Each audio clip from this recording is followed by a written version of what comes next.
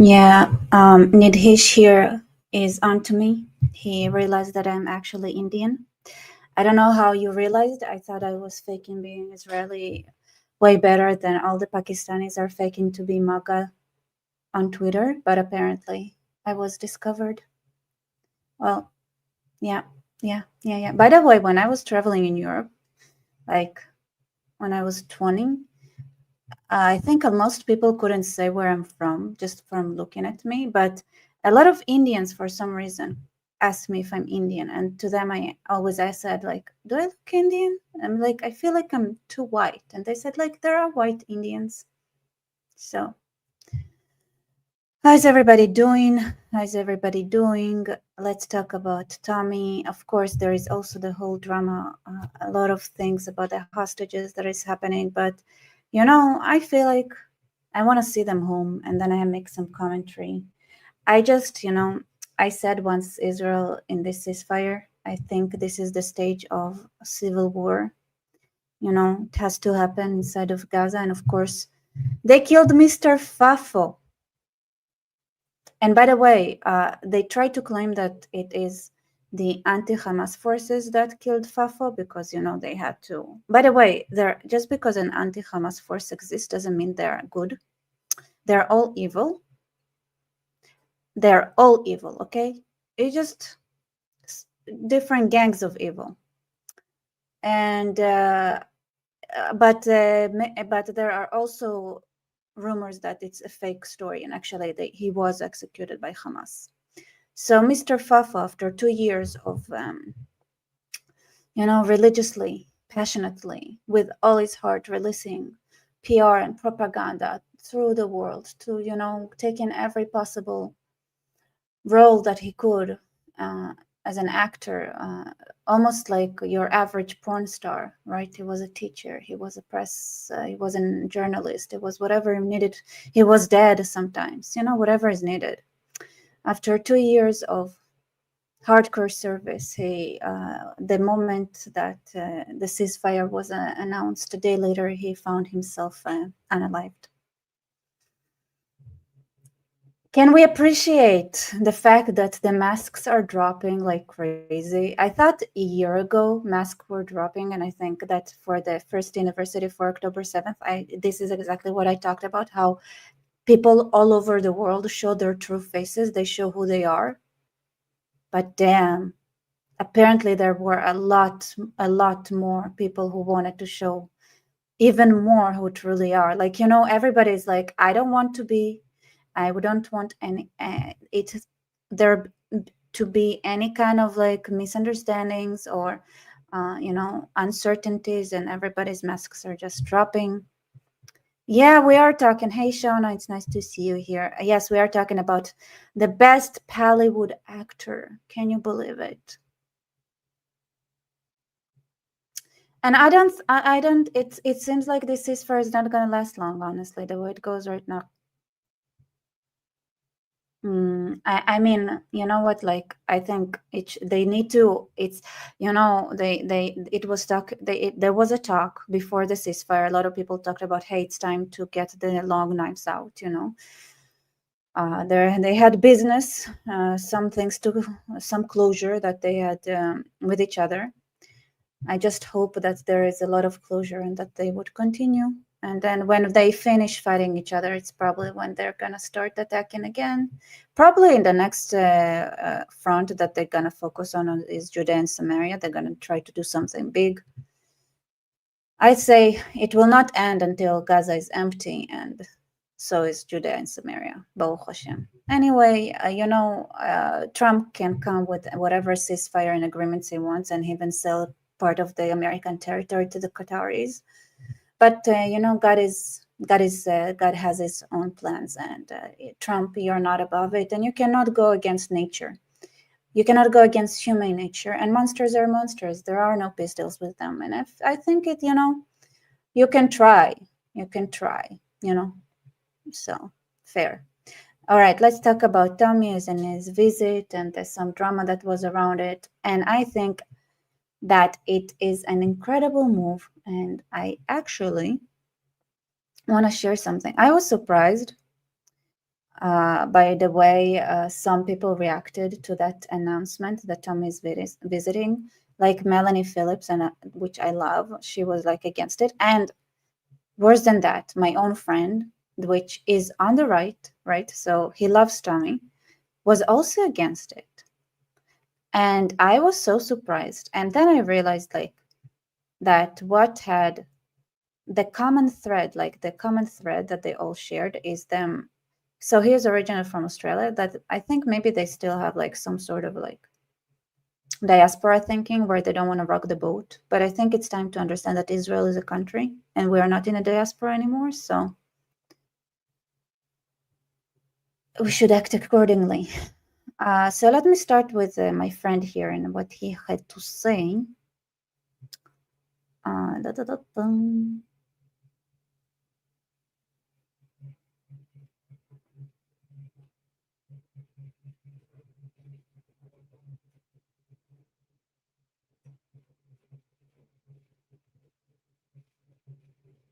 we want a bit more. No, I don't like it. Okay, choose you. All right. Yeah, what's the question? So here Nidash, I think. Still not 100% convinced all the hostages will be returned. You know what I like where my mind went to? Like that they would, I don't know what the procedure is, but like at some point I was like, I think, I hope they would be released. And I'm sure like the army and Israel and those who made the deal were prepared for that kind of scenario, that, you know, how to prevent it from happening. But I thought, like, what would happen if, like, when they are paraded out of Gaza, they'd be all executed? I don't know why I had that thought. Like I thought, like, if it wouldn't be secured, or, you know, I just feel like the Gazans wouldn't have the ability to control themselves enough to just let them pass. I just feel like, I don't know, but maybe they would. Maybe they have some more self-control than the people in Kaplan that couldn't let Witkoff speak because they have absolutely no self-control or respect for the country that they're supposedly protesting in the name of. So, yeah.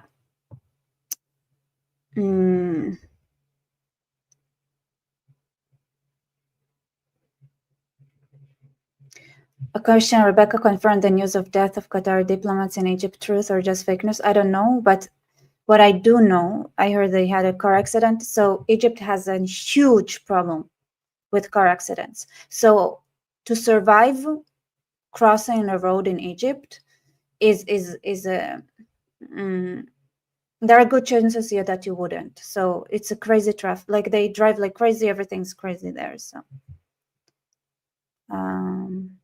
we watched a video from the Tel Aviv people. Yeah, it's so when Witkoff had talked about the hostage deal in the hostage square, you know, all the people that were constantly protesting and saying we have to release the hostages no matter the cost, no matter what. Like, I don't know, they didn't really say what their red lines are, because I think they're just deranged, bitter people who wanted to protest, most of them.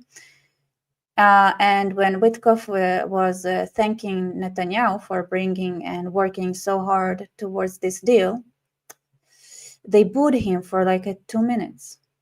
And the reaction of that was a lot of Israelis are so angry. And it's like, to them, it was like a mask drop. So just like we're seeing Hamas right now executing each other, the reaction was like, oh, that's the kind of awful human beings you are, huh? So this is the sentiment right now. And everybody's talking about how much, like, what kind of indescribable damage they had caused with their delusion of grandiosity and narcissism, thinking that the whole world thinks like them. Not even the whole crowd thought like them, and yet they dare to be so loud. And I talked to people who go there, and I said, like, listen, if you don't beat up those people, those communists that join your ranks, you know, they think it's like, you think that you are doing good by allowing people, like creating this white coalition of agreement trying to support the hostages, you think you're doing good? No, you need to root those weeds out, because the damage that they're doing for your reputation is immense. Did they listen to me? No. Did they get what they deserve? Yes. You see, my favorite prophet was always Jonah. And luckily, unlike Jonah, who, prophesied, and then the people that he prophesied to, like, corrected their ways, so they didn't, so they didn't get burned alive and stuff. I got to see them get humiliated by themselves, by their own ego. So I have, like, I say, yeah, it's so funny, because when I grew up, I thought Jonah was like an asshole, but I understand him so much now. Like, I understand his feeling. Anyway, he wasn't lucky, and I was. So, like, to see these people get their reputation they deserve. All right, Shana, thank you so much for your support. By the way, everybody, if you want to like this stream, it would really help me. If you want to go support me on Buy Me Coffee, I would really appreciate it as well. This is the only way I can keep doing what I'm doing. All right. Rebecca, why does Israel have no death penalty for terrorists? Because Israel is so stupid that when every time it chose to execute the death penalty, let's say that, I don't know, 50% of the time they found out that the person was not guilty. But when it comes to the Muslims, why they're not, I don't know why they should be hanged. I think they're looked at as a bargaining chip, or like something to pull intelligence out of. I think this is the mindset that people have. And then from time to time, you have to release them to the wild and then shoot them as they run. I don't like this method. I think it's hypocritical. I think it's unclean. I think you need to do things properly and just hang them, But Israel is a very chaotic place. People do everything weirdly here. So, all right, let's talk about this. The real scandal. I can, like, by the way, the title here is not like I said, like my friend who wrote this article, and I was like, what is this title and subtitle? It's awful. And he was like, yeah, I know, but I didn't choose it. They chose it. I'm like, don't write to the Jerusalem Post. I'm shaming my friend out loud, and his name is written here. And I'm like, don't write to this leftist awfulness. You know who they are. Why are you cooperating with those shitty people? It's anyway. So when a minister mistakes impulse for strategy, everyone else pays the price. Israel is already fighting a global war of legitimacy, a war of images and narratives in which every word, gesture, and headshake carries consequences. Into that storm, Amichai Shikli decided not just to welcome Toby Robinson, but to extend an official invitation. I'm kind of curious what it leads to. Goes nowhere. Goes nowhere. Why is there a link? Not just to welcome Toby Robinson, but to extend an official invitation, turning a private visit into public endorsement. Yeah, that's the goal. The goal was a public endorsement. You know, those sweethearts, the British establishment. Oh, I have so much dirt to share with you. And you know what's fun? Because I know those things, right? But the way I get my information is by unofficial channels that like saying annoying things like, oh, before you say show something or share some of those sources, you have to go through the censor.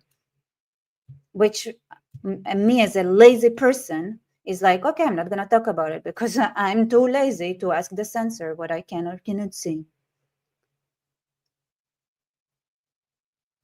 But then there are sources that talk about it now on the social media. So I'll just let them talk. And then it's like, this is where I get my stuff from. All right. Oh, by the way, yes, I know he has a trial tomorrow on terrorism charges, and I hope he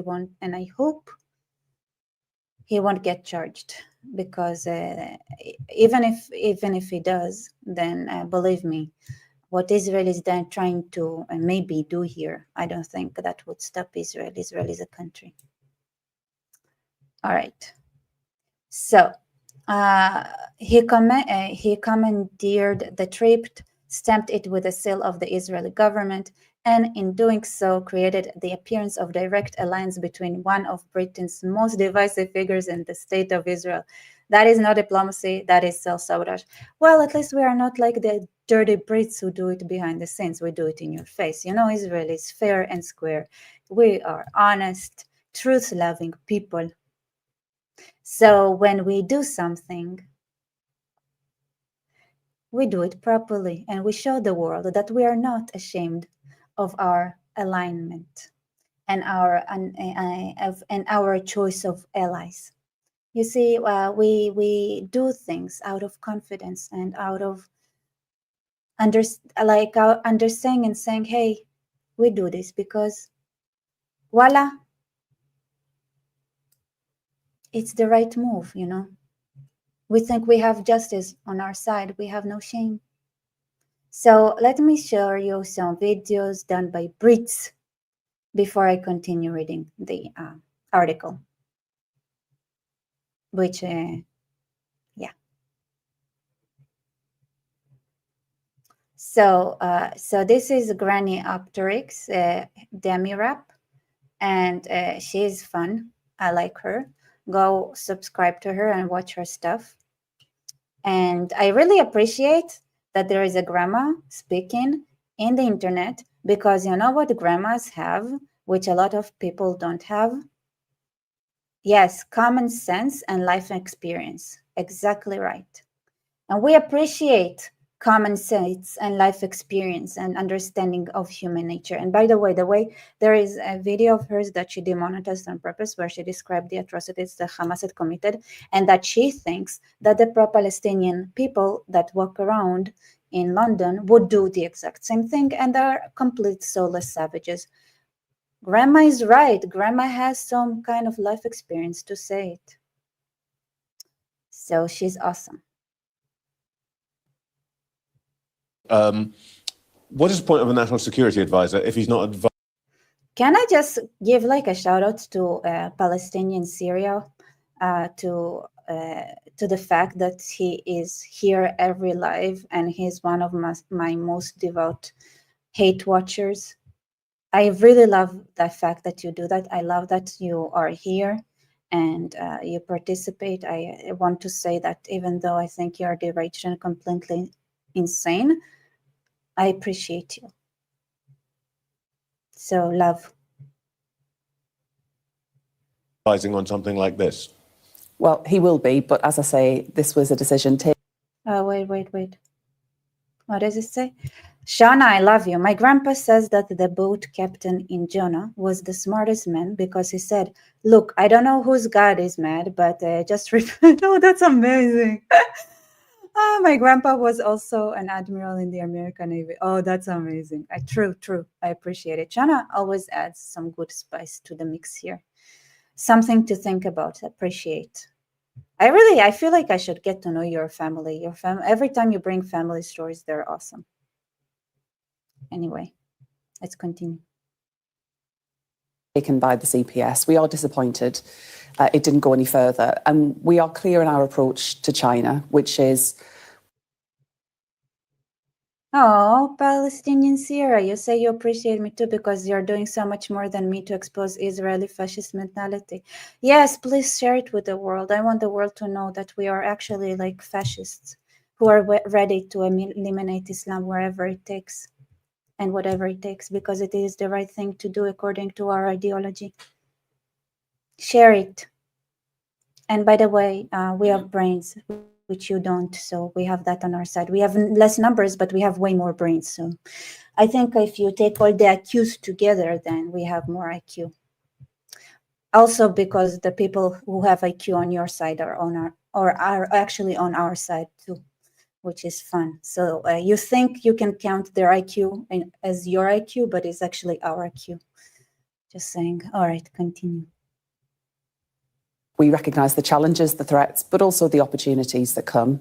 But the number one priority of this government is around keeping our country safe, and our national security will always be the number one priority. So, I'm making this video about her responses to Trevor Phillips about the Gaza business. But I thought I'd play this to start with because you must have heard what she just said, that they're going to keep an eye on China, but their priority is to...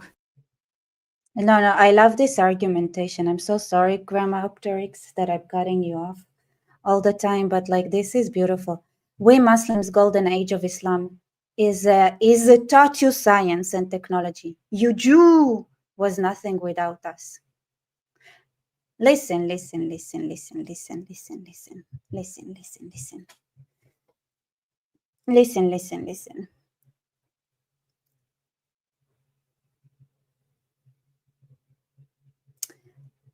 Those Muslims that never existed are dead.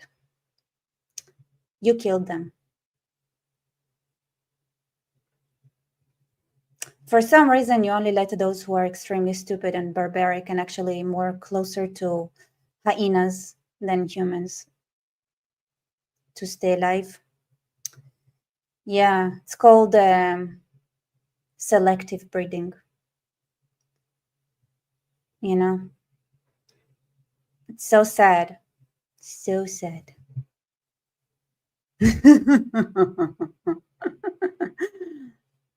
safeguard this country and keep this country safe and all that stuff.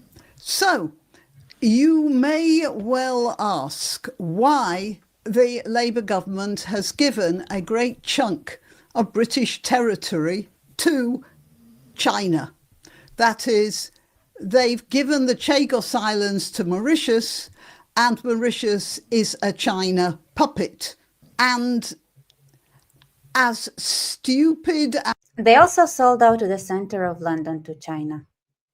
Not just Mauritius. I don't know why she brought Mauritius. They sold half of London as well. One half to the Qataris, the other half to the Chinese. And they made sure that all the roads and the cables and, infrastructures goes through the areas that are occupied by your adversaries, so that when the time comes, they're going to cut everything off. The water, the internet, the electricity, the roads, because they already control them.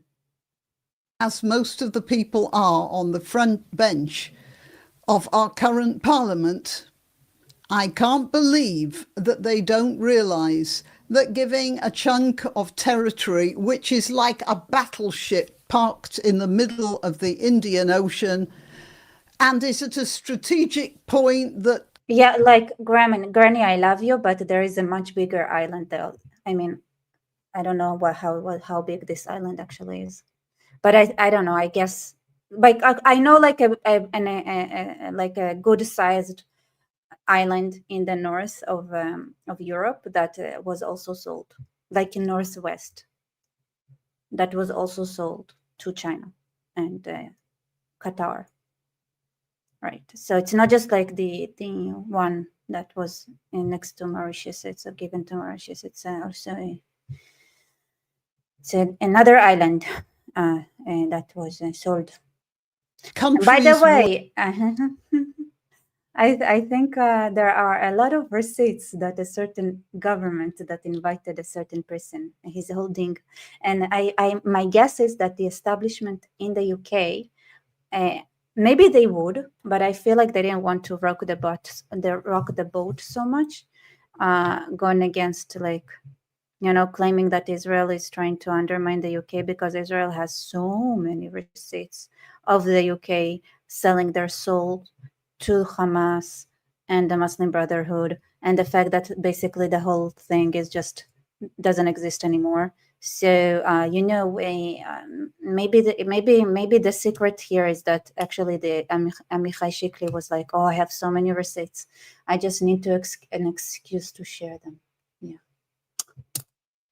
Let's try this one. Would weep to get control of, handing that to the Chinese by proxy is going to keep our country safe. Yeah, either she is irredeemably stupid or she is an arrant liar. I know which opinion I lean to on that judgment. I'm Granny Opterix.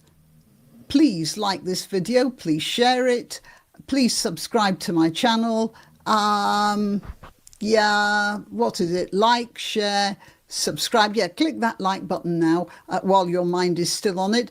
You can contribute financially if you want.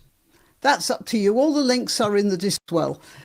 Prime Minister's heading for Sharm el-Sheikh tomorrow for the signing of the peace deal. It might be an idea for Keir Starmer to actually be in Britain some of the time he's the Prime Minister, because every time I hear his name mentioned in the news, he is somewhere else. But this is a man who has confessed to preferring Davos to Westminster. I don't. What do you want? Like, do you want him to get like his instructions from the overlords over the phone? He needs to meet them in real life.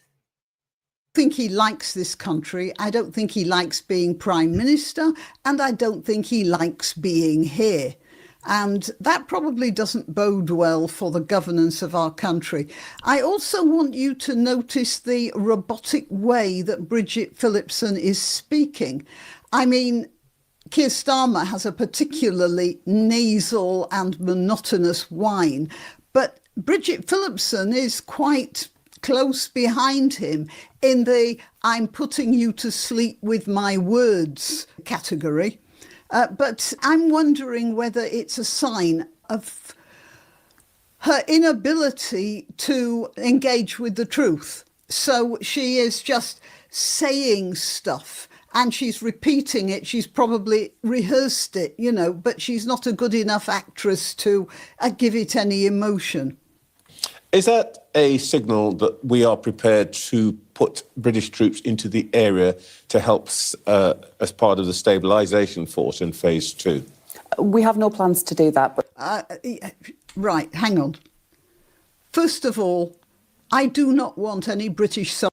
This is why, you guys, you should have read, like, if the West cared about their own people, I agree. You don't want the Gazans to come to you. You don't want them to immigrate.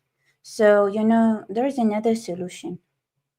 And you guys, you're good with finding good solutions that are final. So, like, you know, sometimes like apply them properly. Soldiers on that soil. It's cursed. Gaza is cursed. It's cursed by its own people. Yes, but they are we the suck. least reliable people on the planet. And I don't want any young man or woman from this country ending his or her life on that sand. I don't know why anyone is... let the Arabs do it. I mean, the Palestinians are the Gazans are a huge problem for the rest of the Arab world. Mm-hmm. It's not just us. Why are we responsible for the... Why are we responsible for them? We don't need to be responsible for them either. Mess that's there. By all means, help Israel to maintain its stability, because that's the only place... No. How about we strive for bigger things? We stop thinking small, we start thinking big. Maybe if we all work together, we can achieve greatness. Where Christians can find a safe haven now, and Druze and Yazidis and anyone else. But Gaza, let the Arab countries deal with Gaza. It's their problem. They created it. Why are we responsible for it? That's really infuriating. Hang on, I'm going back a little bit. Because it's in all of our... It's right that we do so. I want you to remember that, because it crops up once or twice. Interest, including our own national interest, that we move to a lasting peace in the region. What are the national interests of Britain recognising a Palestinian state in Gaza? There are no national interests. As it so happens, Israel is now no longer sharing intelligence reports with Britain. partly because of the will let them have a state business, but mostly because they are worried about spies Because your country is dead, infiltrated by assholes. feeding stuff to Hamas in Britain, in the Home Office. They're worried about the security of. By the way, I'm lubricating you all towards the realization of why it's so important for Tommy and people like Tommy, that you don't have any more of them, just Tommy, to hopefully not get jailed tomorrow and actually visit Israel. The British government. Let's go back to that again. We have played a key role behind the scenes in shaping this. It's right that we do so because it's in all of our interest, including our own national interest. And yeah, she's just lying about that. It is absolutely against our national interests to recognise any sort of a Palestinian state anywhere in that area. It would be in our national interest if there were no Arabs at all in Gaza and Israel would be completely in control of all that territory. That actually would be in our national interest. Of course, that's sort of out of the question, isn't it? That we move to a lasting peace in the region. Well, when you say behind the scenes, like what? I mean, it seems to everybody else in the world that this has been done by Trump and the Israelis and Hamas. What part did we play? These are complex matters of diplomacy that we are involved in, but we do Yeah, but I'm not going to detail it. welcome. Of course, they took the side of Hamas. They defended them with passion. Recognise the critical. If it wasn't for Britain, Hamas would have been eliminated by now, and they wouldn't be shooting each other in the streets of whatever is left out of Gaza, killing Mr. Fafo. R.I.P. Mr. Fafo. You found out. Yes, you found out. You found out who your own people are. You found out, but it is too late now. But in your last moments, you had given us the greatest PR gift one could have be gifted. Actually, thank you, because I think in your last moments you probably realized, shit, I was doing PR for the wrong side, and in your death, you fixed it. It's a beautiful story. Beautiful. I'm pretty sure there is a similar story in the Talmud somewhere. Role that the American government played in moving us to this point. What matters now, of course, is how we move beyond this immediate. All right, let's change the subject. End to the war, moving towards that lasting peace that we all want to Here we go with the lasting peace again. see.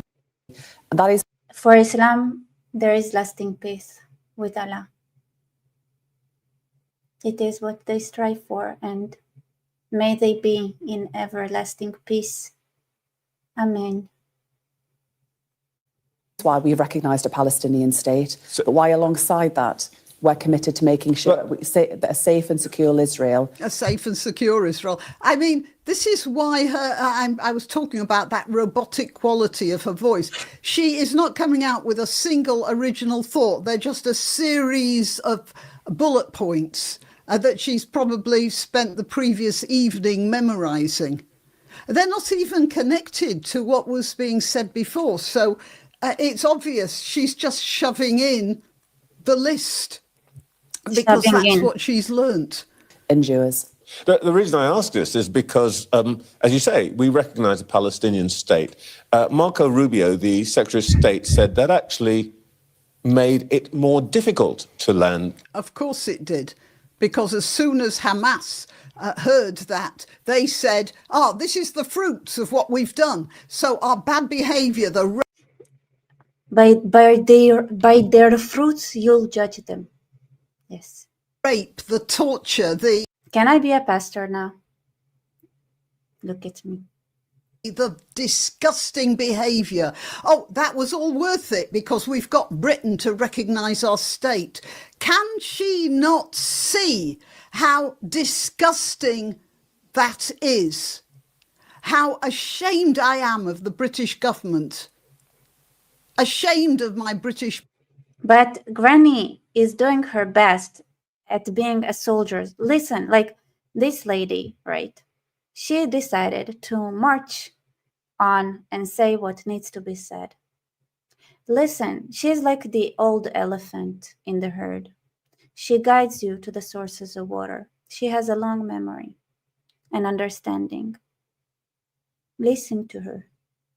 Passport for that craven, appeasing behaviour. I wouldn't mind. It's not appeasing a foreign entity. It's appeasing the nutcases behind him. He doesn't even have the strength to stand against them. I'm talking about Keir Starmer, of course. But then he gets out of the way of those people behind him quite a lot, doesn't it? Spends his time in Let's be honest, she doesn't look that old.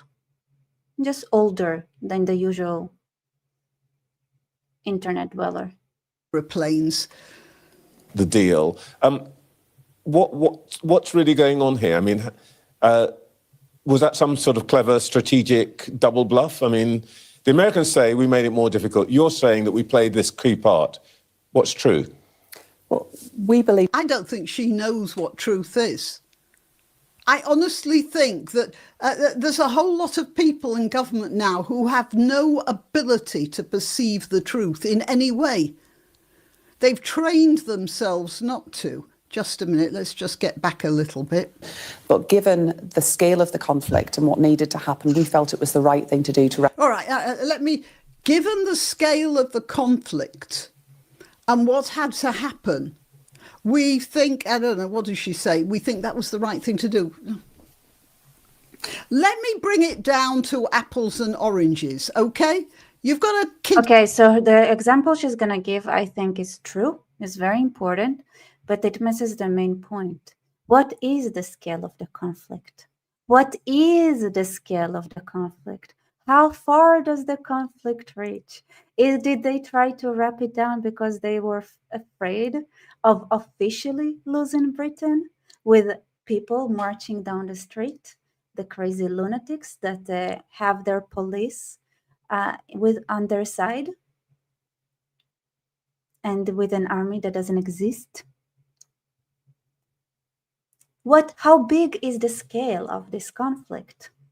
How far does it reach?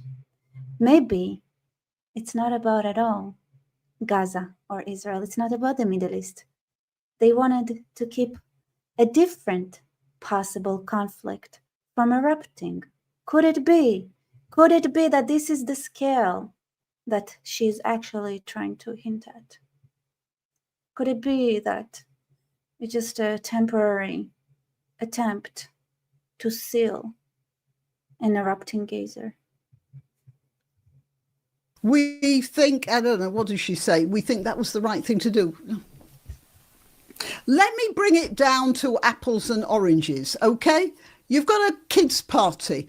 There's one kid who wants all of the cake, but there are 10 other children there at the party. So this kid takes the tablecloth and pulls it up, and everything ends up on the floor. The jelly, the dessert, the crisps, the lot, and the cake. And then the responsible adult in the room says, "Okay, little Jihad," I mean, that's a name, isn't it? "Okay, little Jihad, well, seeing as you've made a mess of the table and that food's on the floor and nobody else wants it, go ahead, you can have it all." By the way, my dad always used to say that the responsible adult thing, like that the teacher has the same mental capacity and the same mental maturity as the age group they're teaching usually. So, yeah. That's basically what she's saying. The dog wandering about there, if you're hearing some extraneous sounds. Recognise that Palestinian state, but I should also just emphasise that the reason this conflict, of course, this phase of the conflict has began, was following the appalling events, the appalling atrocities of the 7th of October. So here's the fence, she's saying, oh, these are appalling atrocities. But yeah, it doesn't matter. Because of those appalling atrocities, we're going to give these spoilt brats, these religious nutters, these awful demonic people, we're going to say they should have a state. I mean, I don't want, like, let's be honest. If I were British, like, yes, it's awful that they want to give Israel to the Arabs. It's not new, by the way. They tried to do it for a long time now. It was a part of the plan for 100 years now. Yeah, and also they gave this island to China next to Mauritius. But, you know, there is this other island, like land and state, that they had given to the Palestinians. The only hope I have for this is that they are so evil, vicious, and you know, I've said before, you can't use the word animals about them because animals wouldn't act the way they did. Lower than animals. They're never going to have a state because they're going to end up slitting each other's throats first. Yes. Sorry. Yeah, I think, just a minute, I'm just going to let him out. Can you not love her? By the way, notice, like, unlike Hassan Piker, who represents a very, you know, Western, moderate version of a psychopathic Muslim, she lets her dog out when it's uneasy, and she doesn't, like, electrocutes it and then shouts at it. Very cute, Grandma. But let me see. Let me skip ahead. Is there any other points I wanted you to see and watch? The agreement was all of them. All of them. But she's... Fascist-led derenting, standard dehumanizing return. No, you know, like, here's the thing. Usually in a dehumanization campaign, you pretend and you generate false information about the people you want to dehumanize. For some reason, the Muslims and the Palestinians, like, they generate their own campaign and their own materials. You know, like, so they say that Jews eat little kids, and then there are, but when it comes to Muslim, nobody says they eat little kids. They make videos where they brag about the children that they eat themselves. So it's a very interesting dehumanization campaign where you have one side that says, oh, that's animalistic, pointing at an information, but when it was against groups that didn't, you know, that were dehumanized unjustly, like, they usually didn't generate the materials. Someone else had to create the propaganda. So weird. So weird.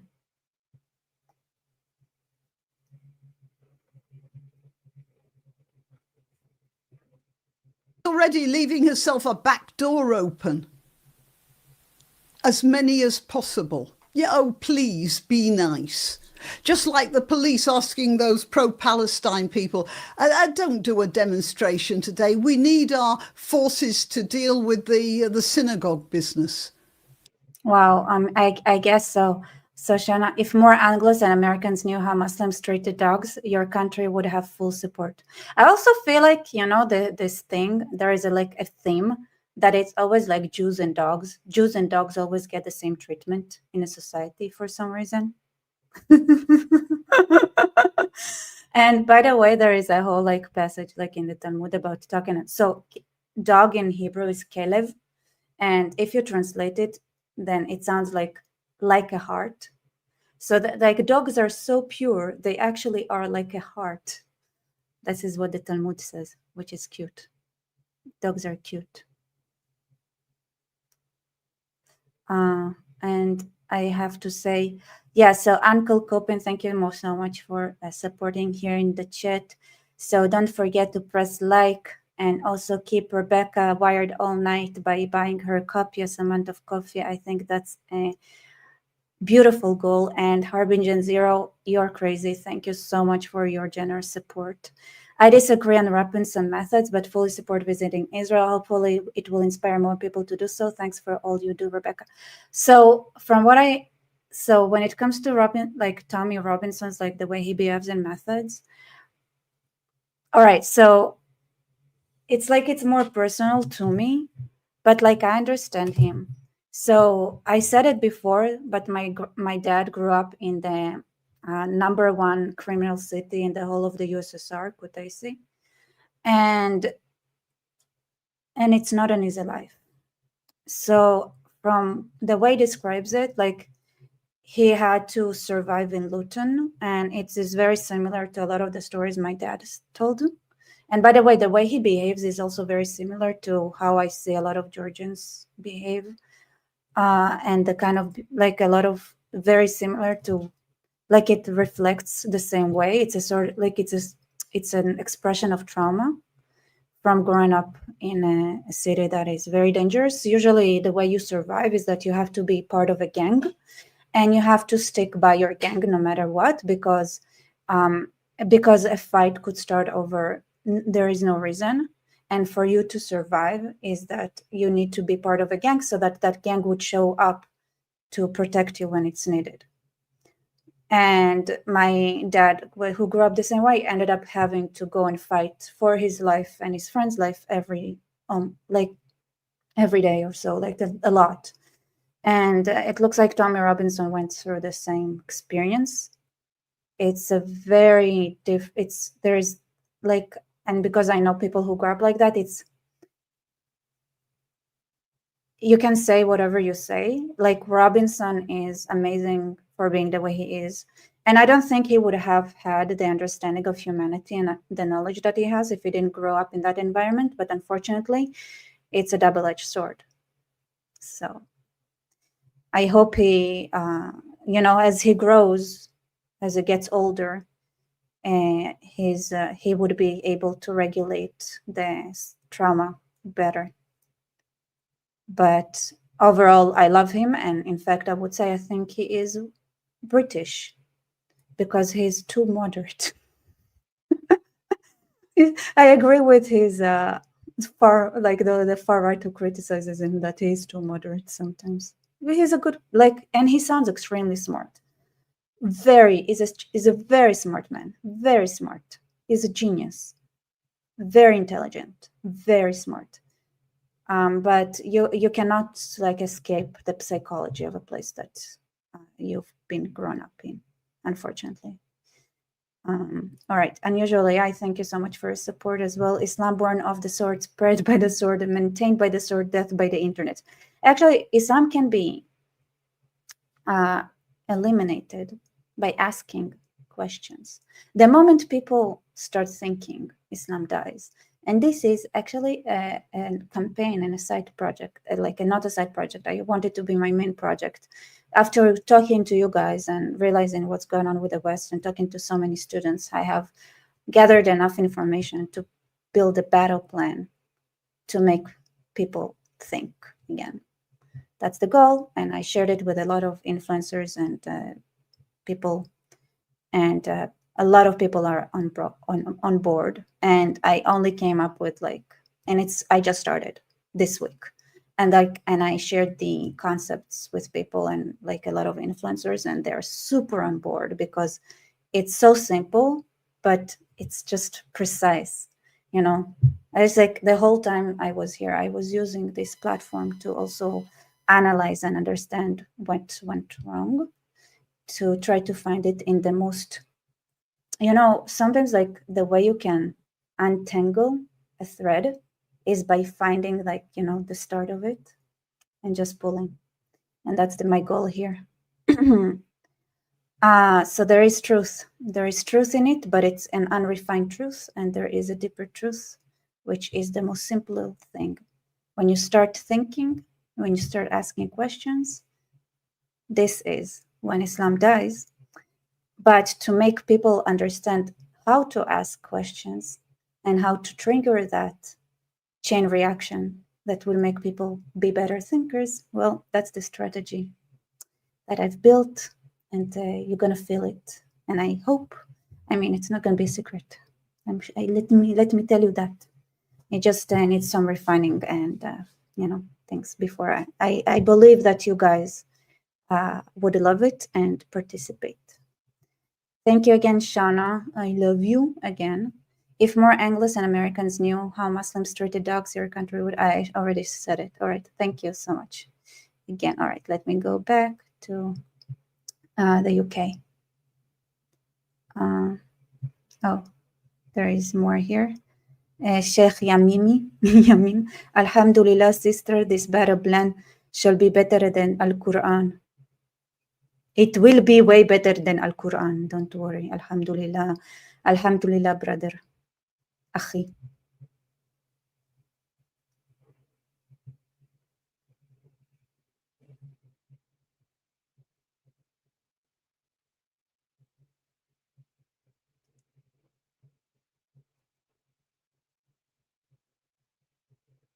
And these guys say, no, what are you going to do about it? And the police say, yeah, all right, go ahead. That's what she's doing. And those brought home. All right, looking forward, the government keeps saying there can be no role for Hamas. How do you... She was almost going to say something there, wasn't she?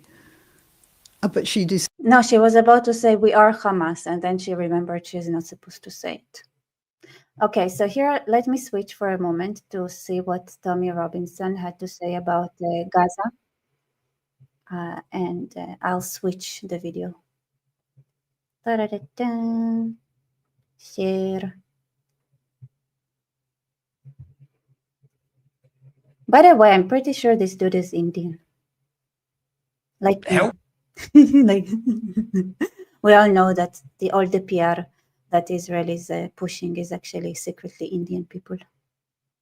Me creating, you see, I just think there aren't enough conspiracy theories about Jews, so I'm trying to push my share. If there is a fire, like make it bigger, that's what I'm saying. Why make it smaller? Help me, and then I looked at Israel. I looked at the 7-day war, 6-day war, whatever, the 7-day war. I looked at what the Islamic radicals who governed the country surrounding Israel said. They basically told the Jews, we're taking your wives. When we win this war, your wives and daughters are ours. We're ripping them. They told them. They made it public. We're coming for your women as slaves. Because that's, anyone who wants to know Islam, that's halal. Yeah, you're allowed to do that. So they're allowed to come in and take all the women as sexual slaves. So Israel was faced. And then I saw Israel has 2 million Arabs, 2 million Muslims in it, that can become part of government, that can become politicians. We keep hearing about this apartheid state. So I went to Israel. I looked at all this. I thought it's bullshit. Islam is a democracy surrounded by totalitarian, Sharia-driven shitholes. Yeah? How are you going to deal with that? How are you going to deal with that as a country? They want the Article 2 on the Hamas manifesto. So remember, Hamas is like the Labour Party. Not much difference, to be honest, yeah? But Hamas... Oh my God, he just said what I said, but in different words. I said like they were about to admit that they are Hamas, but like they realized they couldn't. It's like, oh yeah, it's the same thing, 100%. I love that.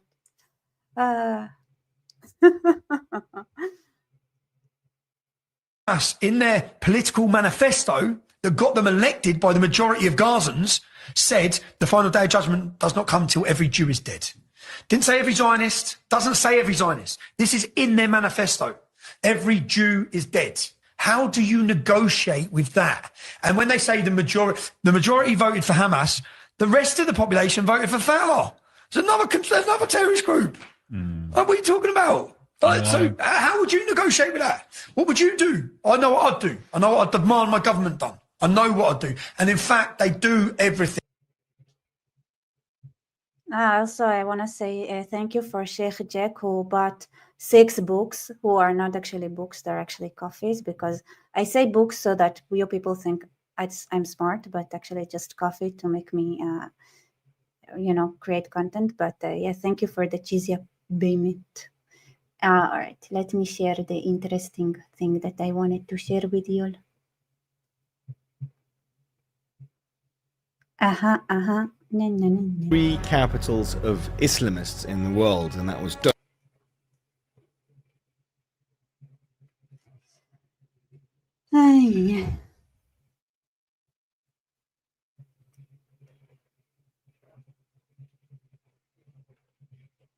Yeah, I'm unusual. To be honest, I'm a little worried about Tommy tomorrow. UK changed a lot into the negative, and we're going to show a video that talks about it.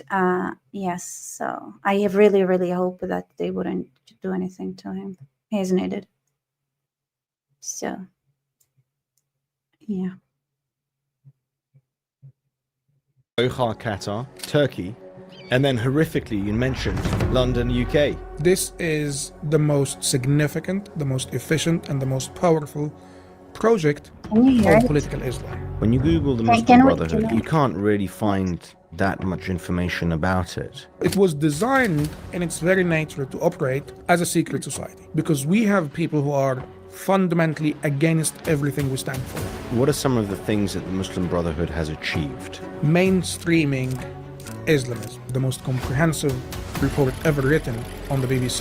Almost 400 people that I examined and investigated, BBC Arabic. The overwhelming majority of them either had ties to the Muslim Brotherhood or other terrorist organizations.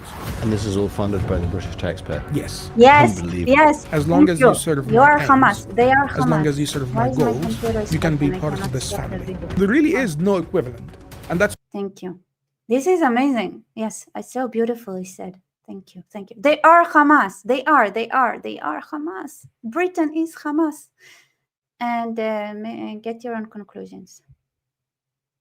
100 people that I examined and investigated, BBC Arabic. The overwhelming majority of them either had ties to the Muslim I mean, the whole British establishment is Hamas at this point. Brotherhood or other terrorist organizations. And this is all funded by the British taxpayer. Yes. Unbelievable. As long as So that means the Brits, all of the Brits are, by paying taxes, you're committing jihad, the financial jihad. you serve my aims, as long as you serve my goals, you can be part of this family. There really is no equivalent, and that's why it's fascinating. My name is Stefan Thompson. I'm the founder of Visagrad24, and today I am in London in the UK with Khaled Hassan, who is an expert on extremism. By the specific- way, unlike his name, he actually is Jewish. I mean, he's Egyptian. He was on my channel. You guys know him. Specifically Islamist extremism. And today Not Stefan. Stefan is a little flaky. I didn't try to invite He him will to tell my us channel, all about- honestly. Huh. Yeah. Didn't try. how Europe and especially the United Kingdom has become a capital, a base, an operating base for Islamists. Khaled Hassan, great to have you on. Nice being with you. Yes, thanks for having me. Just before we started this interview, Is he flaky? How come anti-Semitic? Well, for example, he went to Somaliland, and I wanted to know all the dirt, like all the chisme, all the gossip, and he was like, "I will not share gossip with you." So that was mean, and it was a while ago, and I still hold a grudge. you said there are 3 capitals of Islamists in the And of course, like, I could actually watch the video that he made about Somaliland. I think I watched it, but I wanted like more, and no, he said it's secret, something. Oh my God, Shana, thank you so much. Like, I'm so happy that you understand me. Like, it is so rude. I hate it. That's so rude. You would always gossip with me. Thank you, Shana. I don't like when people wouldn't gossip with me. I think it's rude. It's so rude. It hurts. Very. It's painful. world, and that was Doha, Qatar, Turkey, and then horrifically you mentioned London, UK. Yes. Explain what you meant. Yes, it's very interesting actually, because if you look at the Muslim Brotherhood, you're going to see that since President Sisi took over and essentially toppled the Muslim Brotherhood president Mohamed Morsi from Egypt, there was essentially a campaign, a regional campaign led by Saudi Arabia and Egypt. Wait 1 second. 10 hostages missing. Other updates? Okay, I'm gonna check it out while our friends here speak. I should know my place as a woman and actually shut up for a moment when the gentlemen are having a conversation. I cannot do this, you know what I'm saying. to get rid of the Muslim Brotherhood. So they scattered around the world, but mainly they went to Istanbul, they went to Doha, Qatar, and they went to London. And the serious challenge we face... Explain before you explain what the Muslim Brotherhood is, Khaled. Yes. For those unfamiliar, what is the Muslim Brotherhood? Yes. And you mentioned Egypt specifically. Why does the story start in Egypt? So the story starts in Egypt actually because the Muslim Brotherhood was established during a time when Egypt was under British occupation. So we're talking mostly in the 40s. This is when they really got to be quite, influential and powerful. I'm pretty sure they started in the 1910s. The Muslim Brotherhood, and I also think there is a whole oh my god, really need to bring her. I know somebody who is an expert and has a PhD in jihad, and one of the things that was done, I think it was by Muslim Brotherhood, so they give a fatwa.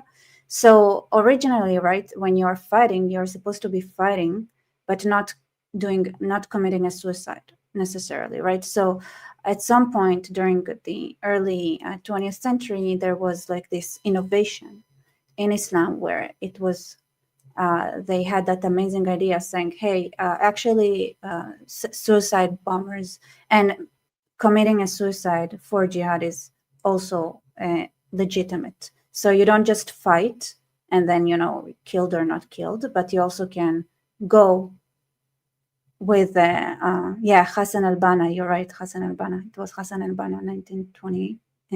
I believe you. That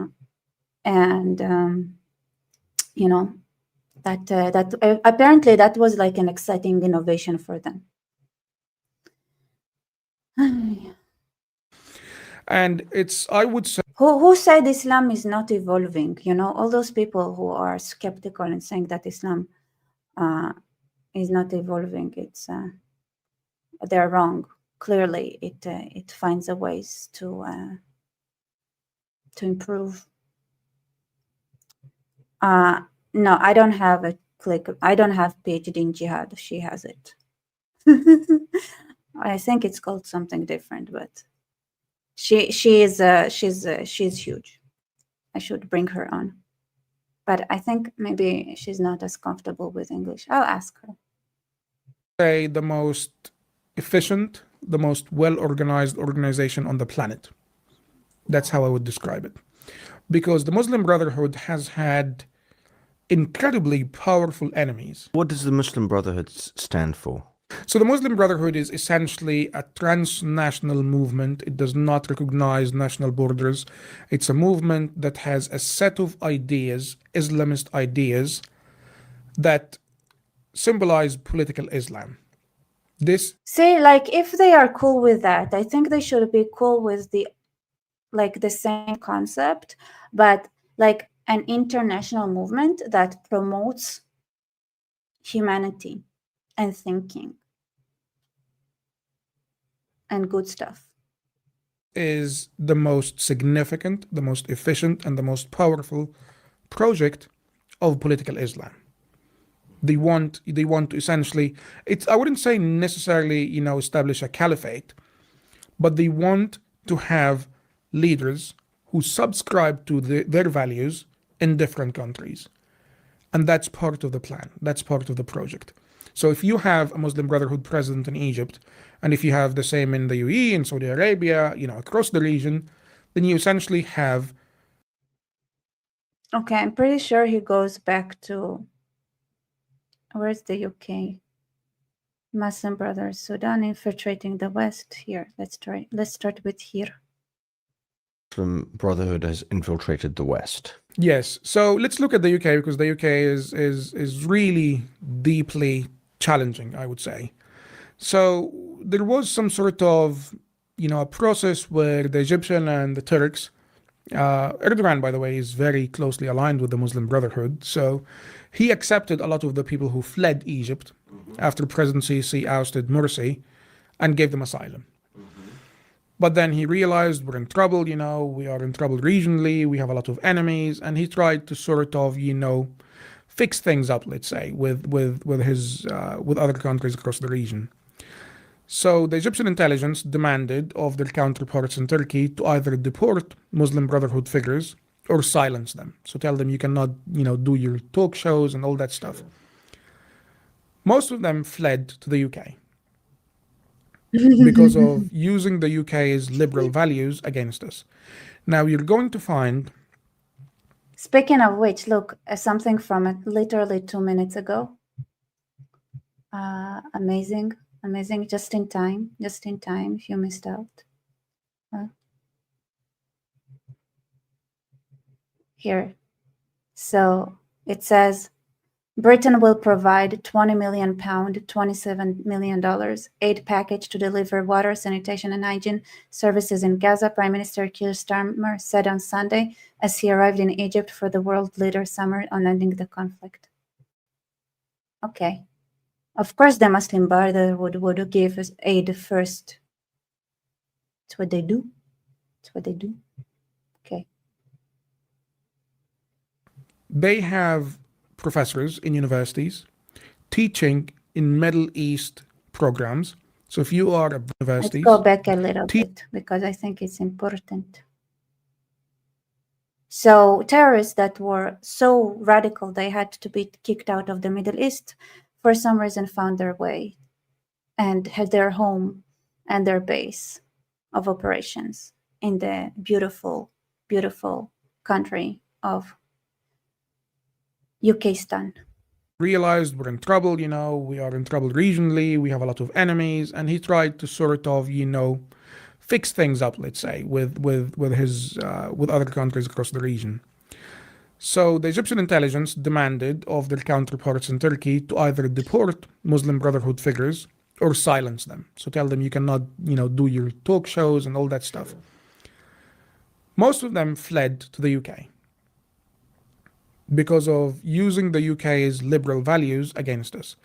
Now you're going to find they have professors in universities teaching in Middle East programs. So if you are a British student and you want to learn about the Middle East, it makes sense that they hire, obviously, someone who speaks Arabic, someone who's a Muslim, because you want to learn about the Middle East and the Islamic world. They infiltrated this so successfully that you will now see professors who wrote books romanticizing Hamas, saying Hamas is a liberation movement. Ooh. And that is how extremely successful they are. BBC Arabic is one of the biggest consumers of Muslim Brotherhood publications. It hosts a lot of their professors, their leaders, and they're presented as, legitimate, credible voices. That's BBC Arabic. I part of my contribution to Trevor Searson's report on the BBC, which is the most comprehensive report ever written on the BBC, and its bias was examining the people they interviewed, the reporters, everything. Almost 400 people that I examined and investigated. That's BBC Arabic. The overwhelming majority of them either had ties to the Muslim Brotherhood, ties to Hamas, or other terrorist organizations. And this is all funded by the British taxpayer. Yes. Unbelievable. So and I want to talk now about a case, Mu'taz Matar. He fled Turkey and came to the UK. So this man, he arrived in the UK in December 2021. Okay. His support for Sorry, guys. I saw that Bookmouse here is falling asleep. I'm so sorry. I'm trying to figure out what's happening with the hostages. Looks like there is a lot of stress. By the way, for you who don't know, tomorrow is tomorrow night is Simchat Torah. Simchat Torah is the actual holiday that the attack of October 7th happened. So it is 2 years, according to the Jewish calendar, tomorrow night. So that's interesting. All right. I want to see. Is civil war coming? Okay, let's go to the Jews. The Jews. Oh, very, very interesting. Must be a reason. How do we deal with the Muslim Brotherhood? How do we deal with Islamist radicals in the West? And obviously, I think a large part of this question is there is certainly in France, there's been a 72-page report released by the Ministry of Interior about the Muslim Brotherhood and its operations in France. And there have been, certainly in France, there have been many studies, and France has a substantial Muslim minority, the vast majority of the Maghrebis, so Moroccans, Tunisians, and Algerian. And they are now second, third, and even fourth generation. Yes. So they now have, they usually don't even have passports from Algeria or Morocco. They only have French passports. Some of the studies have shown that second, third, fourth generation migrants are more radical than the people who initially made the move. So that has been fueling some of the radicalism. Where am I going with this question? How do we combat Islamists in the West when they cannot be deported because they're second, third, or fourth generation migrants? And how do we fight? Why not? Like, why can't you just, like, why do you remove a possible solution on the go? Like, why? If you could send British citizens to Australia to jail them, why can't you deport non-British citizens, like British citizens, to Australia again? I'm just saying, you know, like, why it's impossible? Why say straight away it's impossible, you know? A terrorist organization that people refuse to label a terrorist organization? Well, we have to, number one, understand that things will get nasty. One way or another, things will. Yes, beautiful. And so why close the options? Get nasty. What do you mean by that? There will likely be. Literally, what did you think when you invited the Middle East? Just look at the Middle East and you'll understand what nasty is. Some sort of violence in the UK or in France. I mean, if you go to President Macron's statement, he said during the election that France faces a real risk of a civil war. Did he say that? Yes, he said it on record. Civil war. Civil war. Used the word civil war. civil war. Yes. Wow. Civil war. So here's a man who's a liberal. But we're talking about civil war. By civil war, he means radical Muslims versus He means French. yes, different radical movements.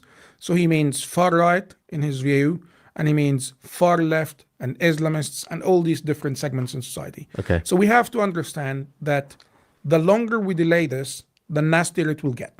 Do you believe that I believe this that, is a yes. possibility? Yes, I do you think there is a possibility of an October 7th style attack on French or UK or European soil? At the moment, Like at this point, I don't know if the question should be if it's a possibility. I think it should be, is it inevitable? You know. I don't believe so. I don't believe this is going to happen in the immediate term. Long term, I believe it's going to be more of a civil war style or, you know, potentially serious terrorist attacks. Because we have people who are fundamentally against everything we stand for. And the challenge is not enough people are talking about this. So the longer we delay it, the nastier it gets. If we go to your question, how we deal with them, again, we need to understand that things will at some point get nasty. The problem is our politicians and the way our democracy works means that every leader says, I'm not prepared to deal with this. I'll pass it on to the next leader. Yeah. Because for me, it's a matter of 4 or 5 years, 10 years at most, and then I'm gone. So we need to recognize that things will get nasty. And in my view, we need to say, like you were saying before our chat, that we need to make citizenship meaningful. We need to make sure that it actually means something. You can, I'm British. Yeah, okay, fine. Thank you, Khaled. You're amazing. Very beautiful. So let's see. Some other commentaries here. There are people who went against the idea of Israel visiting. I don't know who Dan Watton is. Christian culture. Do you think they're equal? Let's try it because somebody summarized what's To be an expert happening. on terrorism in a country like France, that's And you say it's not awesome, it's great.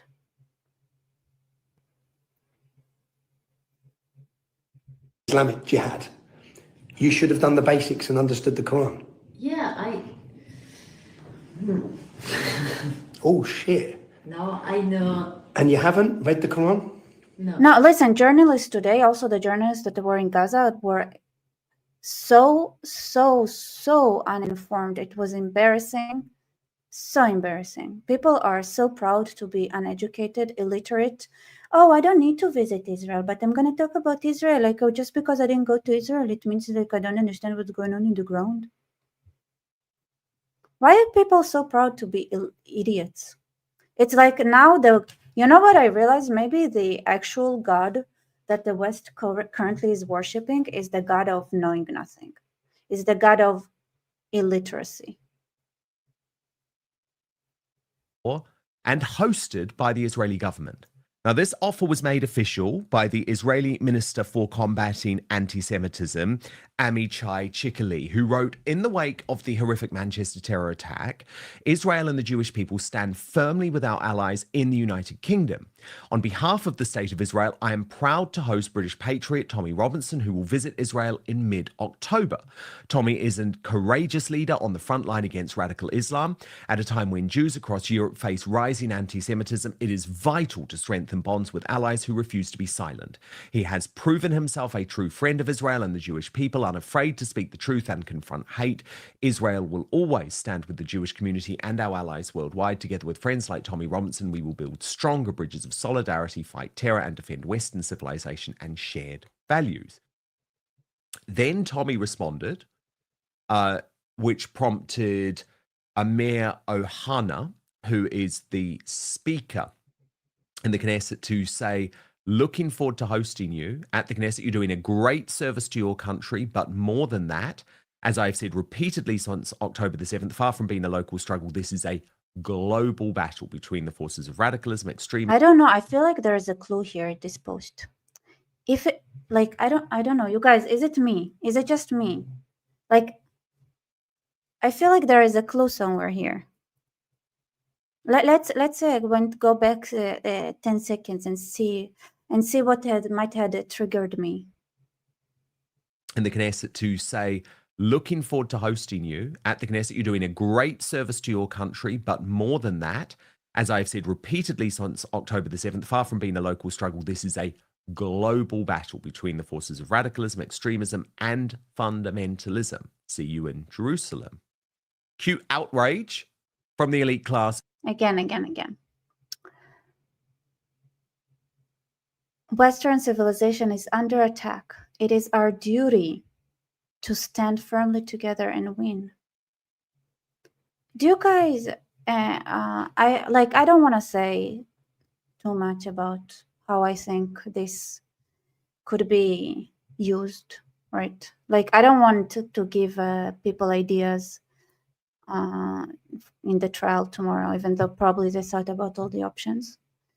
But, you know, it's far from being a local struggle. This is a global battle between the forces of radicalism, extremism, and fundamentalism, and those of freedom, liberty, and democracy.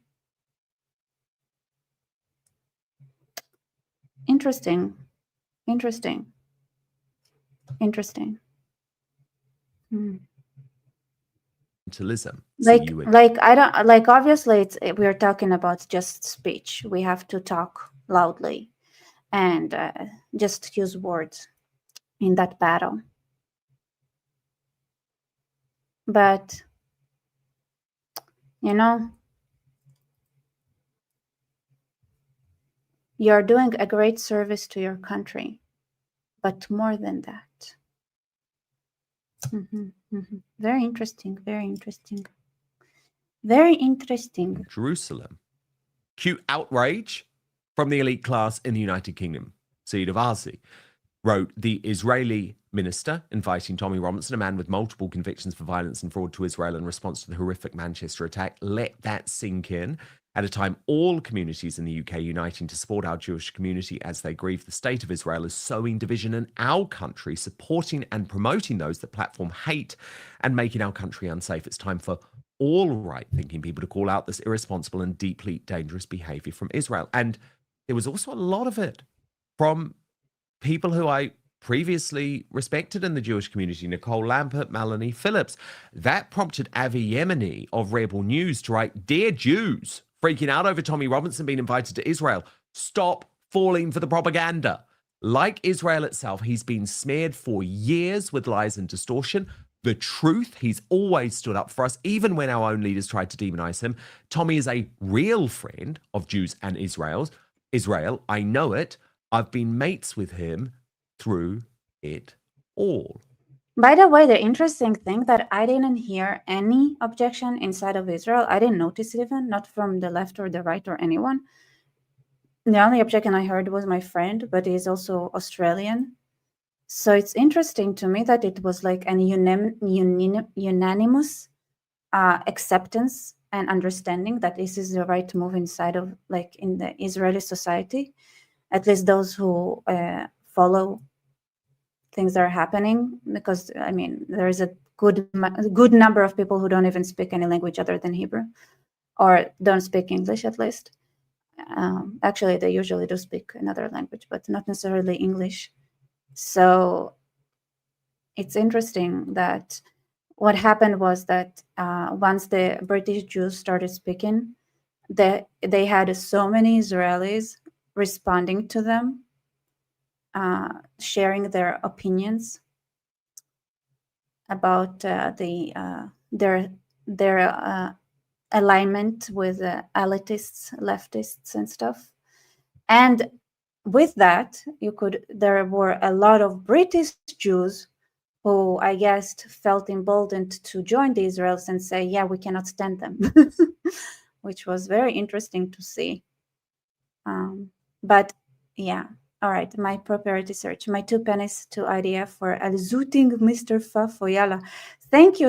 I will pass that money to Hamas. I think this is who actually al-zooted him. I will pass it by, like, buying a grenade and throwing it at them. I think it's a good way to pass money.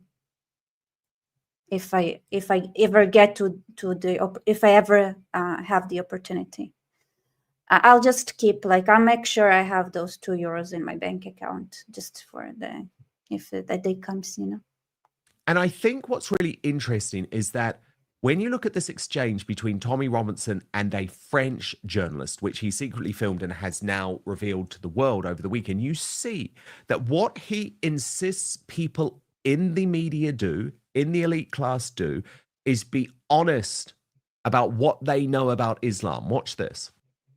Big news. Outspoken is now available as a podcast too. Let's keep. President Trump should first use the code DAD.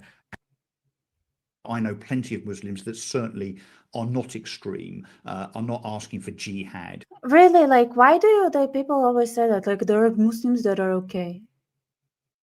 Well, fine. Let them come and grumble and come to and kiss your feet and tell, I'm not like the others. Let them expose themselves. Why are you defending them? People should defend themselves. You should be that's fucked up. Let's round them all up, and then let those who are righteous come to you and say, listen, I genuinely like the United Kingdom, and I don't want to be wrapped up with those jihadists. In fact, I can shoot them for you. Because I come from the Middle East, and it's not hard for me mentally, because it's we grow up with it kind of mentality, and it's the right thing to do. So how about we have that kind of agreement? Why are you defending them? Stop defending them. Let them defend themselves. Are not stoning their wives to death, and not making them even wear, hijabs and so on. So I think that is the problem that I have. And forget the party lines for a second. This is my own view, is that Tommy is too extreme, and it's up to. Yeah, I think that you should stop speaking ugly, yes, sir. All right, here's I think I didn't watch it, but it looks like this is the one. Who would have thought it? And then I guess somebody who doesn't like Tommy, because it looks like. Let me explain to you what's going on here. Tommy 10 Names is always explaining something, isn't he? But let me explain instead. See, this from an American site. Israeli minister invites English far-right leader, sparking outrage among UK's Jewish community. Tommy Robinson, a convicted fraudster with a violent criminal record, is well known for inspiring rallies of mostly white, mostly male followers shouting soccer-style chants against Islam and immigration. The elitist Jews, yeah, the ones who are not representative of the entire community. Yeah, he frames it correctly. The elitist Jews, the ones that go against the community, they need to be purged. And because the goys are they always search for them and cooperate with them, they are immune from community stoning. So I think, yeah, they need to be exposed. The woke, liberal, elitist Jews, the ones like the border deputies who are pro-open borders, they don't represent all Jews, okay? Netanyahu and his government are conservative. They're not woke, they're not liberal, they're not open borders, they're conservatives. I thought Tommy was all about putting the people of this country first. So why is he siding with Israel and Netanyahu over British Jews? Is it the fact that he gets funding? What do you mean over British Jews? The British Jews were also very happy to join the opportunity to bash the elitists that took over their services. By the way, my friend who is a British Jew shared how a rabbi that was corrupted by being an elitist was almost thrown out by his own community that came for the prayer in Yom Kippur, and then he started talking and voicing some bullshit opinions that he had, and he was almost thrown out of the synagogue rooftop, saying, "What kind of rabbi are you?" And he was booed by the Jewish community that literally found itself in a very peculiar position where, what the heck, how this thing became a rabbi, and we literally have no alternative to that. He was shamed so badly and he was booed so hard that he didn't dare to voice too many stupid opinions in the next congregation where it had even more people. But my friend was very frustrated, and many Jews are frustrated. And yes, there are plenty of British Jews that are just waiting to,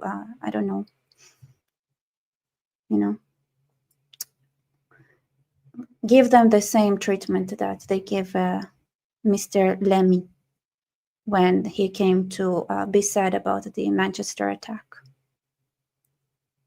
By the way, the synagogue I'm describing obviously is a Reform one, but my friend has special circumstances that do not means that he cannot go to the Orthodox ones. So I don't know how the Orthodox ones are, but from what my experience, like the Orthodox are not like that. At least, like they wouldn't. No, they're not.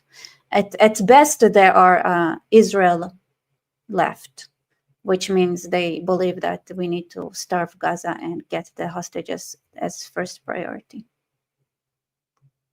From pro-Israel groups? Oh yeah, of course. Money equals loyalty. I mean, an American tech billionaire was instrumental in funding the far-right figure's rise to stardom and even paid for his new set of teeth. More on that in a different video. As someone from the British Jewish community points out, Jews were just murdered in an attack on a synagogue, and Tommy Robinson is raving about the board of deputies and elitist Jews who are to blame for open borders. My husband works for the board and fights for the community every moment at great risk. This man is not our friend. Now listen to Tommy badmouth.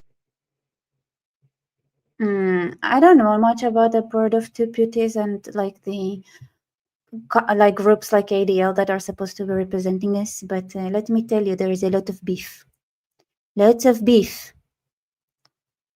So, and also like when I talk to my friend about like the fact that American Jews like are probably gonna be driven out of America soon, we Israelis humbly asked our American Jewish friends to have a list with all the names of those who were communistic, so that we would know what boats of American Jews need to drown on the way.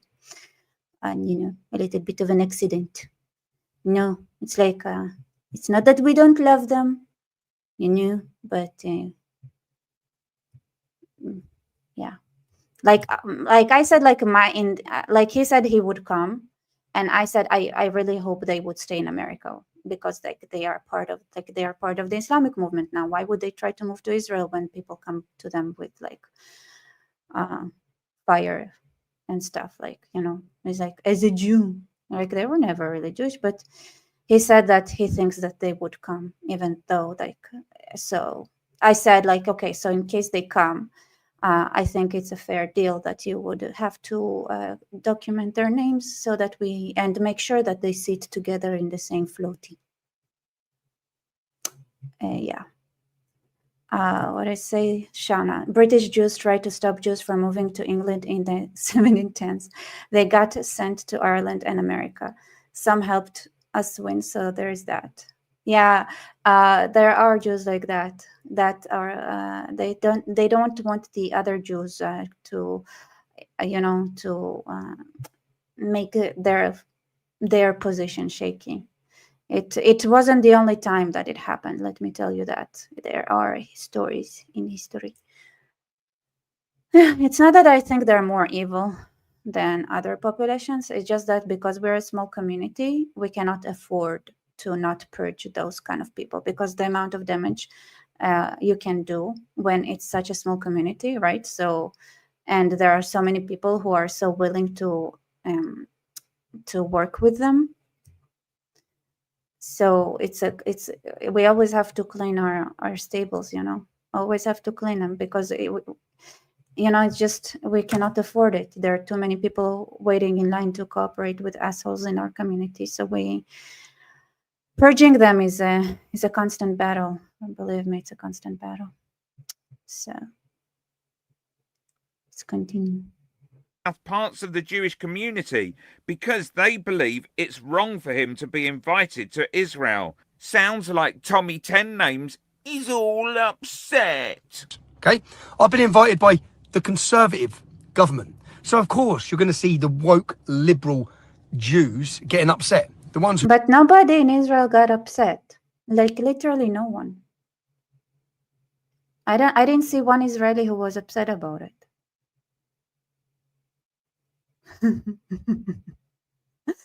So it was only the liberal leftist Jews in the UK and my friend here that loves Tommy. He just thought that, like, his reasoning to why it's a wrong move has nothing to do with like Tommy. Like, he loves Tommy. who want mass open border immigration, the ones who have created the hostile environment for most ordinary Jews, the ones that don't represent most ordinary Jews. There's a big divide. You're seeing it happen in America with the ADL. There's a big divide where these so-called voices of the Jewish community, which are betraying the Jewish community with their hugging up and cozying up to Islam and open border mass immigration, they're the reason all these problems are happening. Many of them. And they're upset because the real Zionist Jews, who are strong conservatives, not weak, pathetic liberals, are the ones that have invited me. And they're upset about it. Well, I think that's all Israelis. Not that I like all Israelis, but literally, like, even the idiot leftists in Israel are conservative Jews, I guess, that want to see Tommy come. Like, I didn't see anyone that was against it, really. Maybe I was sleeping. I don't know. Just don't see it. Yeah. All right. Here is Tommy, which is a friend. As I'm just emerging from my man flu for the week, do you know what's insane? It's really insane to see all the people who shut down any criticism of Islam. They literally beat everyone with their accusations of racist, extremist, far-right. Yeah, somebody said. Yeah, I was disappointed that Melanie Phillips was against him. Tommy Robinson invited in Israel. There is no division. She is British as well. Like, she is an Israeli, but she comes from.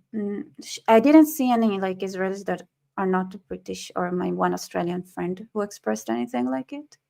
Actually, I didn't see many people who expressed anything like it at all. People love him here, but yeah, I think there is a reason for it, because she kind of is part of the British establishment, and she thinks that you can correct Britain by following the current structures.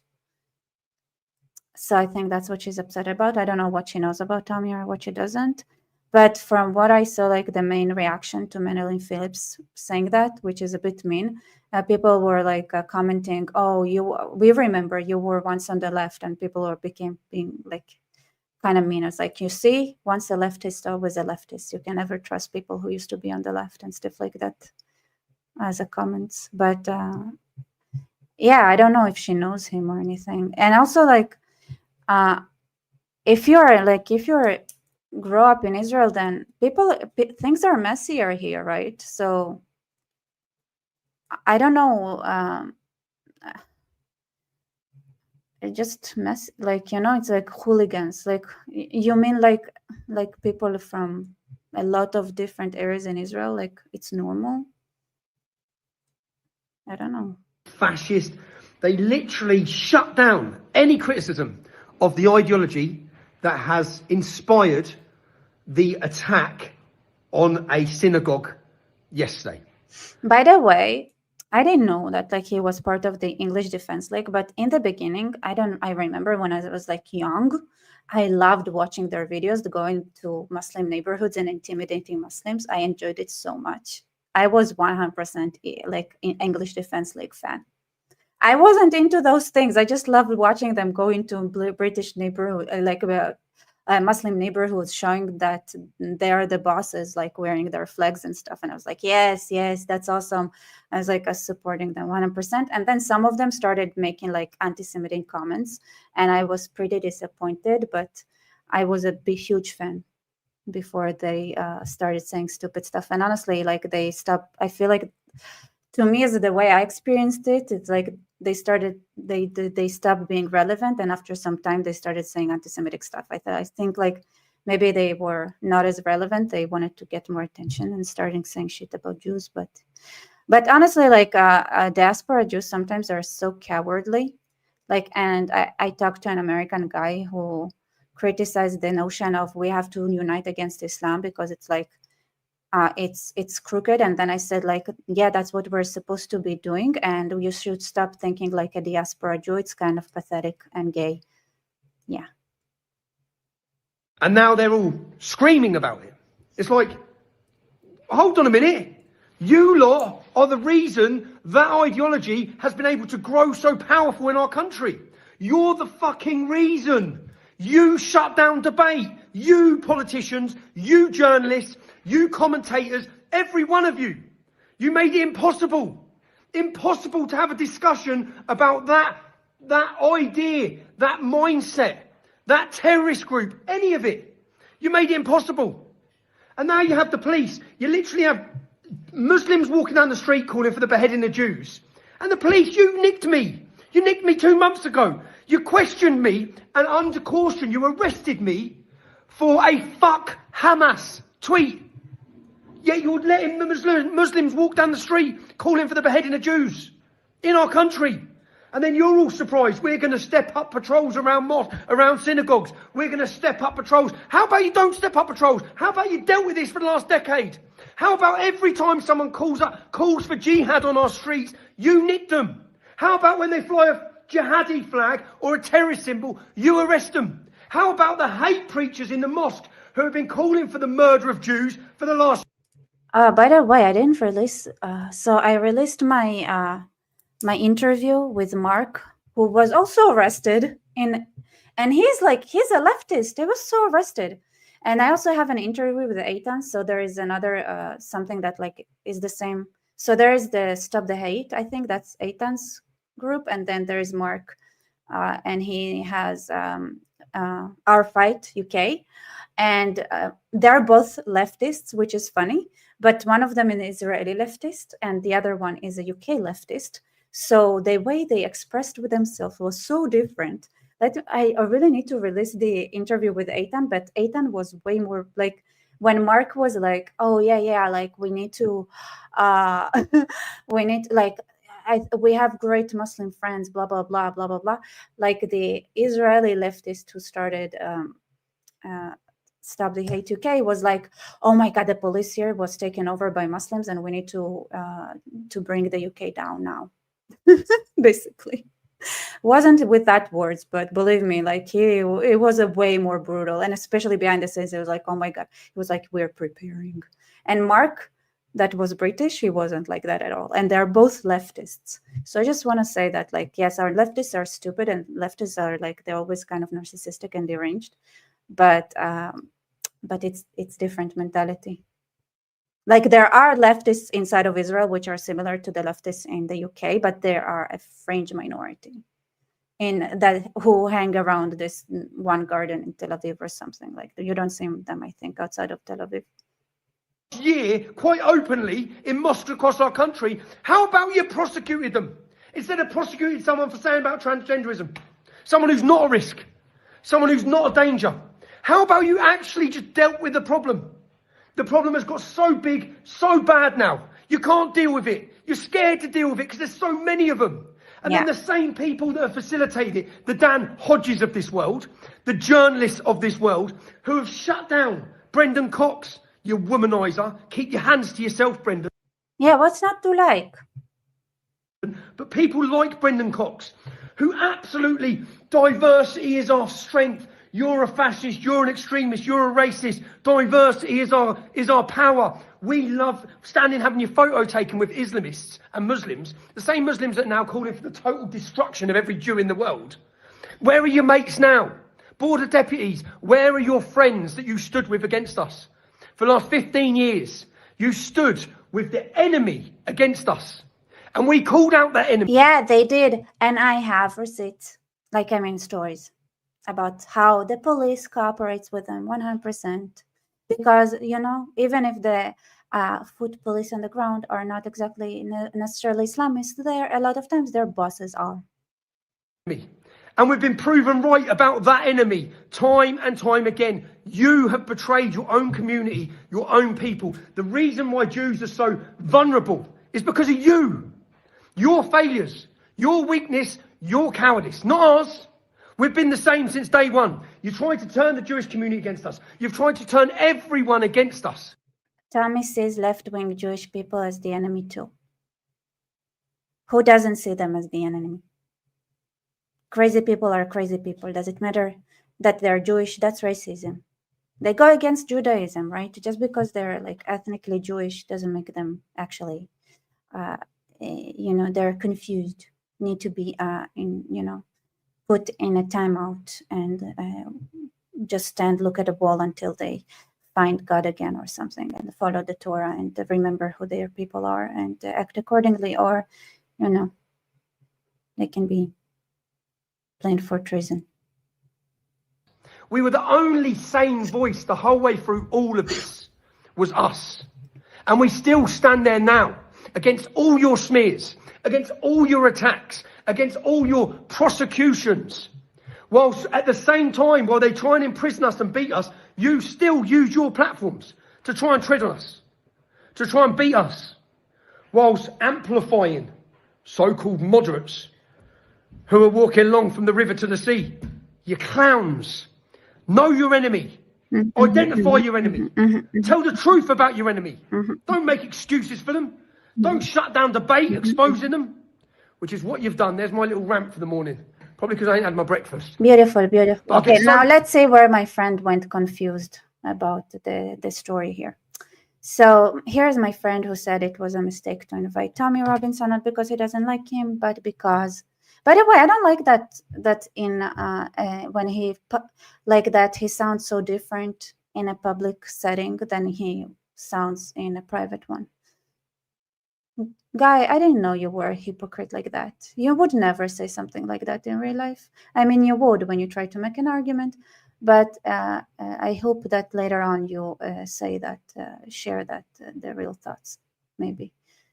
Or I don't know, maybe sometimes people people can be good and smart, but sometimes people have their own issues, that not everything is linear. Okay, so Tommy Robinson is not a mystery. He's a truth teller, a provocator. He sits at the epicenter of one of the most volatile domestic conflicts in British politics. He is a man simultaneously held as truth teller and condemned as provocator, a figure whose presence ignites tribal warfare across the UK. No, I'm sorry. I don't like this accusation. I don't even like it as a suggestion. There is a tribal warfare across the UK that started before Tommy was even born, when the grooming gangs started doing what they were doing. And I'm pretty sure that it was even before Tommy was even born. So this is very important. Like, I don't like it that people don't give a full, like give both hands. Fine, give both hands, but this is based on false information and the fact that if you ignore the fact that the tribal warfare had started unilaterally way before he was even born. Whether you like him or not, whether you think he speaks the truth or poison, it should be obvious to any adult observer of politics that he is Britain's third rail. Israel, drowning in diplomatic quicksand, has no business grabbing it with both hands. No, why? We had, okay, so this is why it took me so long to continue reading this article, right? So I wanted to establish the axiom after bringing you some receipts and some people talking about it, that the establishment in Britain is Hamas already. It is Hamas. And I really need to publish my interview with Eitan so that you would see that also the police is Hamas. So if Britain at its core, if all the official structures of Britain are actually the Muslim Brotherhood and Hamas, then obviously they already are our enemies. You just have to realize that they are Israel's enemy. They already are, and what they're doing behind the scenes is disgusting. So what are you talking about? Grabbing it, what are you talking about? This is just peeing on a sand, making it solid. So it's like a quicksand that you pee on, and then it will go away less quickly. That's what I'm saying. So Shikli's decision to publicly align the Israeli government with Robinson is not brave. It is brave. It is not even ideological. It 100% is brave. It 100% is ideological, and it is reckless. With that part, I agree. It is a bit reckless, but I love it. Whether he acted on bad advice, no, it's actually good advice, or that's an option. Or out of some illusion, without advice of some illusory instinct that he imagines as strategic intuition, his actions have triggered a public diplomacy crisis inside an existing national crisis that actually nobody in Israel cares about. So I don't know where that public diplomacy crisis is even at, because it barely made any noise inside the UK. Maybe for 5 minutes. He has compounded Israel's vulnerability at the exact moment it could at least afford another self-inflicted. What are you talking about? So let me see. Okay, let me explain. So on one hand, you have the UK establishment, which is infiltrated and rotten to the core. And then on the other hand, you have something that might have a future.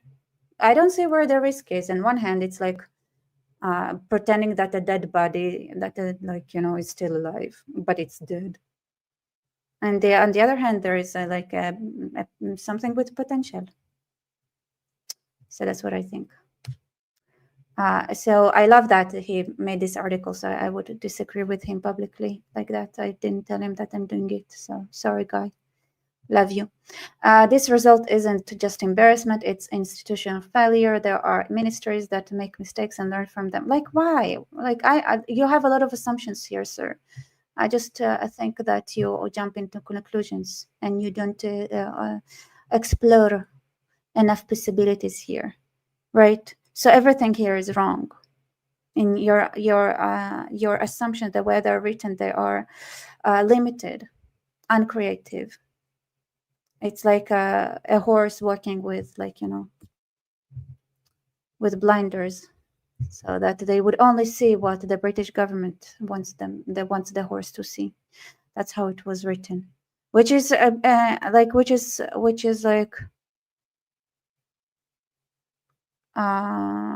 don't know, which is sad to me, because why would you cooperate with that kind of people? Under Shikli, the very existence of the CSQ proves that no serious risk assessment consolation process or chain of accountability exists. Sweetheart, what are you talking about? No one said wait, no one said think, no one asked What will this do to British Jews? The silence is its own indictment. Here's the thing, okay?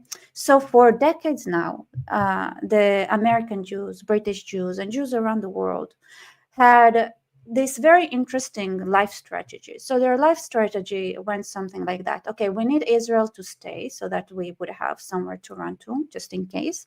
But we don't necessarily need them to have a comfortable, safe life. It's a risk they were always willing to take. They were always willing to compromise on the security and the well-being of Jews who live in Israel for their own comfort. For decades. Do you think Israelis give a fuck? Actually, no. Most Israelis are secretly waited all this time to not give a fuck back. And by the way, it's not even true because British Jews don't even agree with that. So, because like what? Do you think it would make a change for British Jews? Their situation is so dire. Do you think it makes any difference? What? You think it makes absolutely no difference. This is bullshit.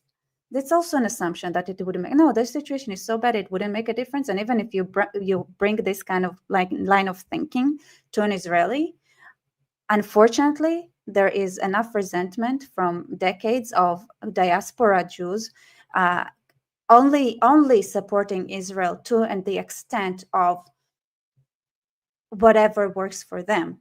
Never something that would actually help us feel safer and something that aligns with what the Israelis want.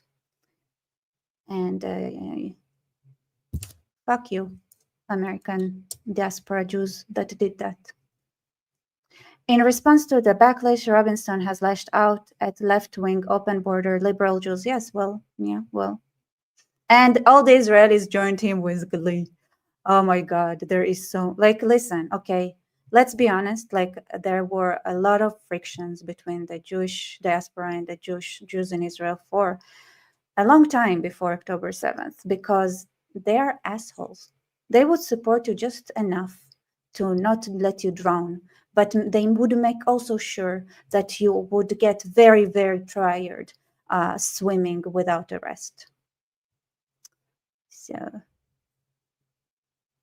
And if they couldn't be clear on their stance, then it's a risk that Israelis were very happy to take now. You know what?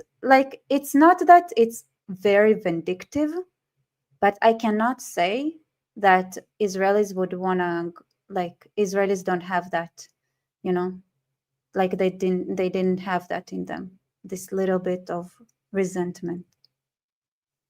And try to be supportive and understanding of them, but something is sickening about the way they conduct themselves. So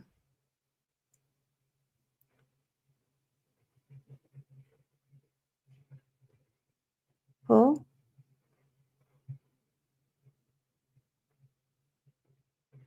I was saying, okay, so he's a bad guy and a druggie. Better if Israel and all of us steer clear from him, even if we agree with most of what he says. Otherwise, our anti-Islam fight will be damaged and besmirched by him. Okay, sweetheart, I challenge you to find anyone that could take that role. You see, I don't like Puritanism at that extent, because I believe in Puritanism. If people could be not used because they don't contribute anything. But the truth is that the Brits are gay as fuck. So, here's an alternative way to look at it. Is there an alternative to Tommy? No, because Brits are gay. And I don't want to offend gay people. Brits are jolly and stupid, all right? There are good gay people that are not like that, you know what I'm saying? So whatever you say is a drug addict, okay, let him do drugs, whatever. So what? Drugs. Who cares? Robinson has lashed out at left-wing, open borders, liberal Jews and declared with me. In one strong shoot, they managed to validate every lazy headline and every hostile narrative that equates Israeli conservatism with European far-right populism. Why? We love the far-right populists. Listen, they're awesome. You know? He has handed Israel's critics, like there is something, at this point, people who, far-right populists, well, you know, they are better than anything else that is in existence. All right, because anything other than the far right, and which they're not far right, anything else, all of the other options are far on the left, cowards, and people who cannot do anything, basically dysfunctional, you know. Why would you not, like, if it's, you know, it's like if you need a secretary and you interviewed all the people in the world and they all suck, you just choose the one that sucks the least, right? Because you need a secretary. So whatever he has. And by the way, I don't even think it's true. I think they're awesome. Every far right people I met were awesome. So I don't see the problem here. He has handed Israel's critics a gift that will be repeated endlessly. Israel welcomes the far right. Yes, this is a good message. Everybody, Israel welcomes the far right. I want you all to spread the message. It's actually a good one. It's actually a very good message to spread. And people of the far right, you know that there is a state willing to support you. All right? Awesome. And turns on liberal Jews. Liberal Jews suck and deserve it. It is the perfect propaganda loop constructed by minister who is supposed to defend Israel against exactly this kind of distortion. No, I disagree. This is not an isolated mistake. It is a part of a pattern. It's not a mistake. It's a strategy. Earlier this year, Chikli hosted an international conference against anti-Semitism, which is awesome. By the way, I was there. It was so much fun. I need to go to the next one as well. I think it's going to be in January. Inviting senior figures. I think I got the save the date invite on mail already. Inviting senior figures from Europe's far-right parties. By the way, Bardella, which is the second guy in the Le Pen party, is hot. He's so good looking. Oh my God. But he only speaks French, which my friend and I, we were listening to a speech, which had a translation, but we didn't understand a word. And we were like, oh my God, he's good looking. Let's go talk to him. Like, you know, I don't know if he's single, but we were like, oh, maybe we should flirt a little bit, just as a joke. But we realized, like, we have no language to do that. So we gave up on the idea. Politicians whose careers were built on nativist populism and thinly veiled hostility to minorities. I mean, other than Jews, all minorities suck. What's the problem? The invitation announced on February sparked in, actually, the Jews suck too. Half of them. But, like, you know. Yeah, well. Maybe it's not about minorities or no minorities. Maybe we need a better structure. People who are thinking and people who are cowards. That's the way to. So we have cowards on one side.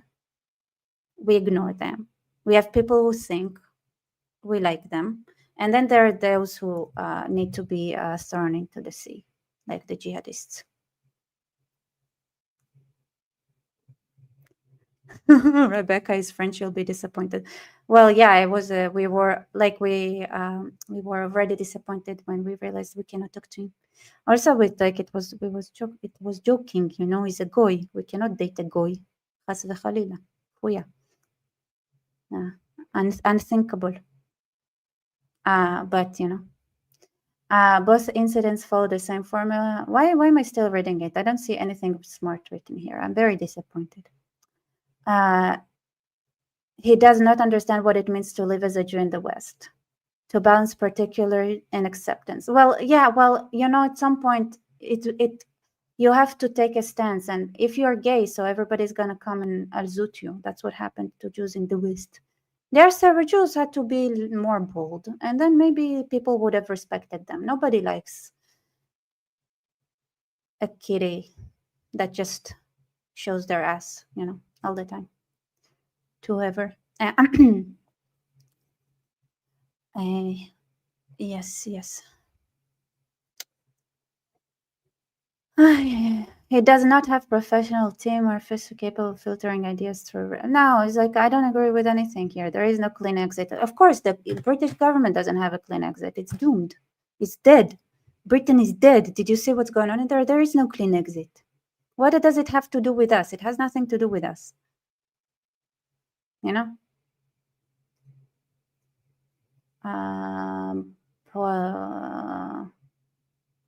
So much bullshit.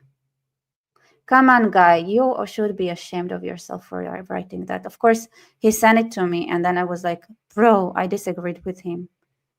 And every time he was like, it's going to damage Tommy's reputation as well, even though I love him, but because like people wouldn't want to be, because it looks like he's siding with the Jews. And I said, like, guy, at some point, you need to understand that we're a fucking country. And if the right wants to succeed and actually make a change in the UK, it could really use to have a support of a state, right? And they are smart. I think they're smart enough to understand it, so I don't see the problem. And I also think you should stop thinking that it would hurt him to side with the Jews. How about you stop being gay like that? There is nothing wrong with siding with the Jews. In fact, every person that sides with the Jews should bear it with pride. And everybody who doesn't side with the Jews should be thrown. And everybody who is a bit hesitant about siding with the Jews should also be thrown somewhere, to a pit, to think about their idiocracy. You guys, if you cannot respect the people that brought the 10 Commandments to earth that you praise so much, then you are assholes who are so prideful and full of ego. You try to take credit away from a nation that carried that a millennia before you even existed, or 2 millennia. So, and the Jews who do that themselves, well, I hate people who are. You need to be confident. I don't like this ass licking, boot licking,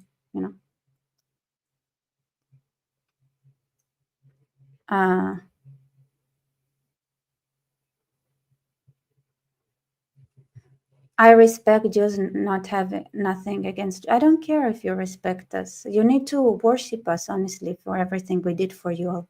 Because without the Jews doing so much for the world, then the world would have been in a much worse place. So honestly, you like worshiping humans, so you should worship Jews, and you already worship a Jew. But at the same time, when you worship a Jew, you somehow try to eliminate the Jews.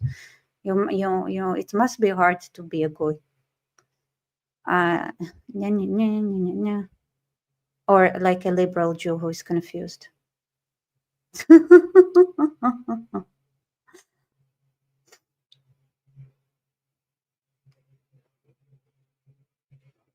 So yeah, Almir is a Muslim Rifka. Well, you see, you understand.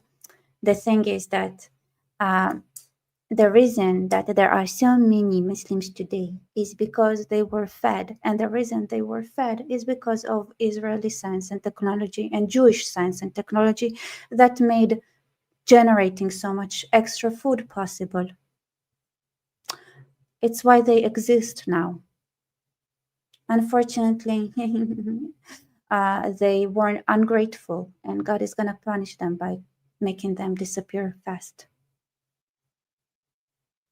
John, we need to worship you. Whoa, why are you surprised? Don't you worship Jesus who said you worship me or something like that? And you just so you know, no Jew in the in the New Testament even referred to him as a God. He used the term Son of God that is used in Hebrew. Is just a term that doesn't mean anything about being a God. It's every person is a son of God.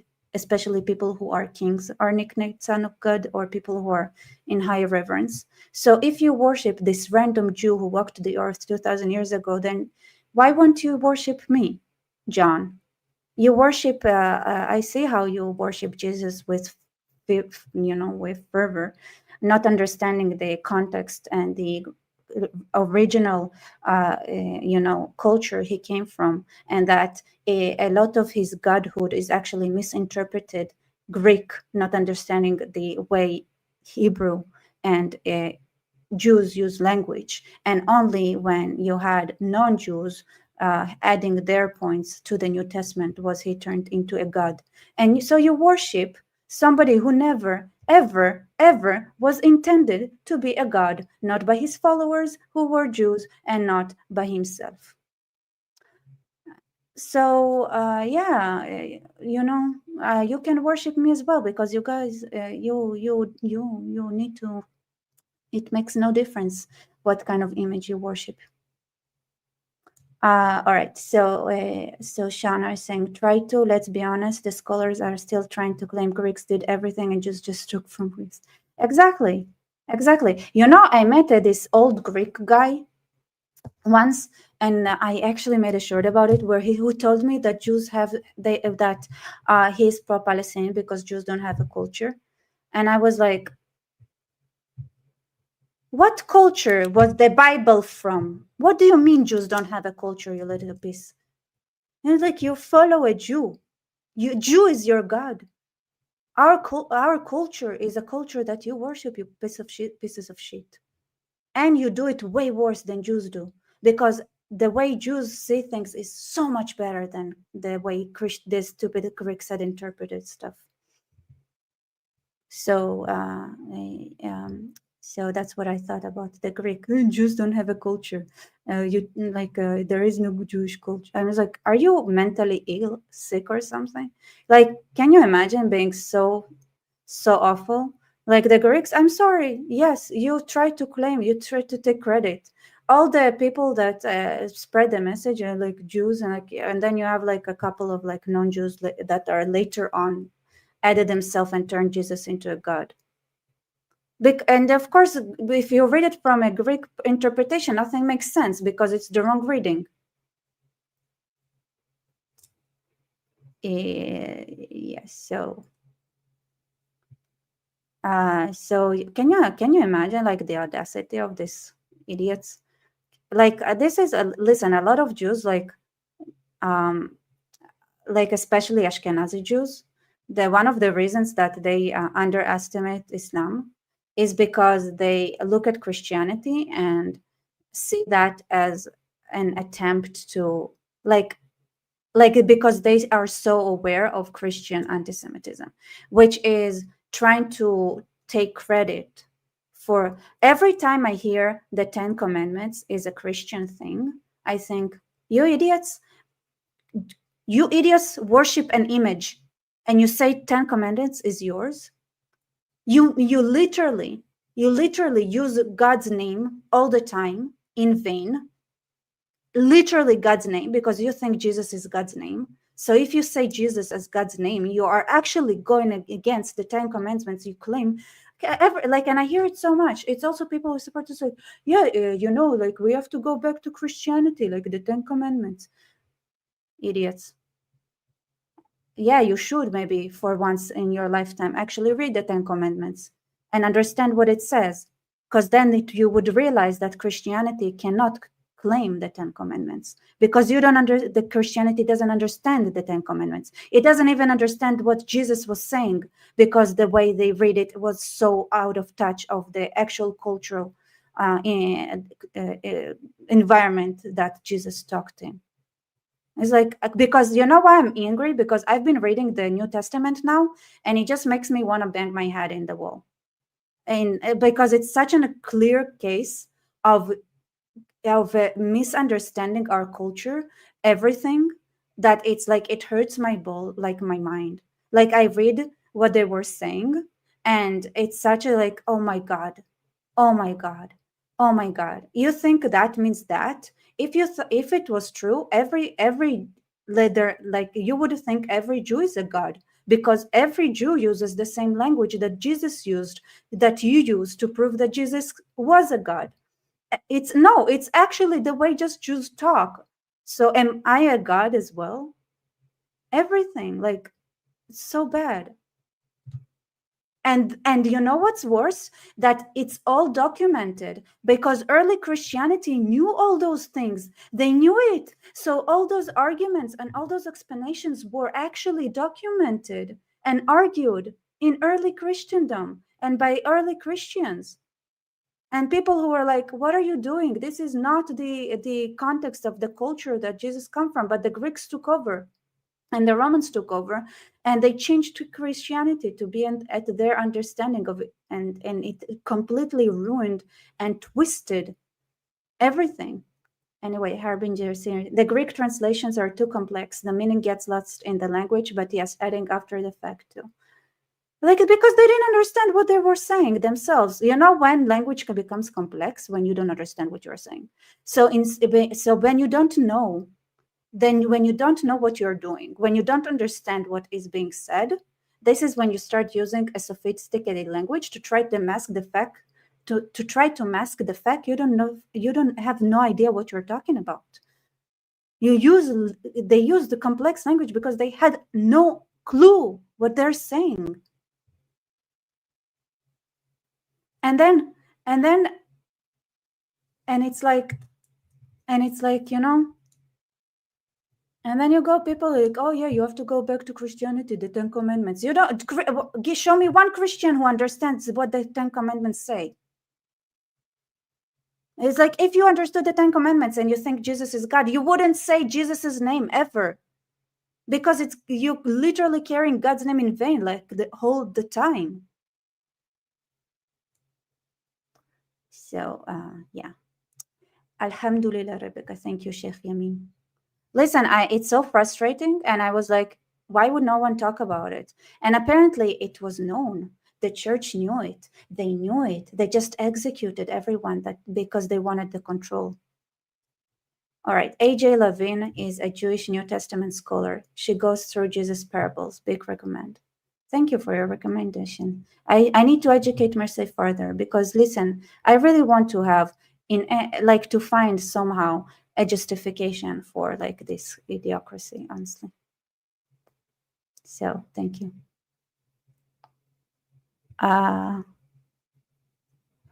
Read Yeshaya 9:6. No problem. Let's do it. Let me guess. It was one of the things that was completely mistranslated, but sure. 9:6. Let's see what it says. Idiot. Not idiot. You're just in a cult. You're a cultist. I don't think you're an idiot. I appreciate that side of you that is inside of a cult, okay? I said, okay, some people like...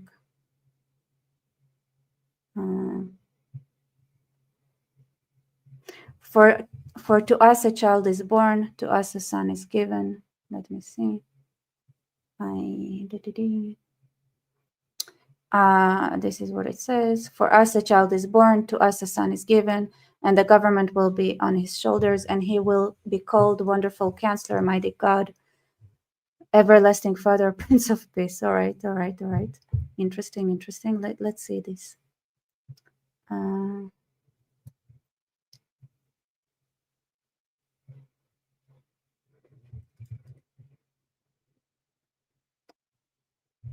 Let's see the context of this. But it's interesting because one of the ways they managed to falsify the messages is because the grammar is so different between Hebrew and Greek.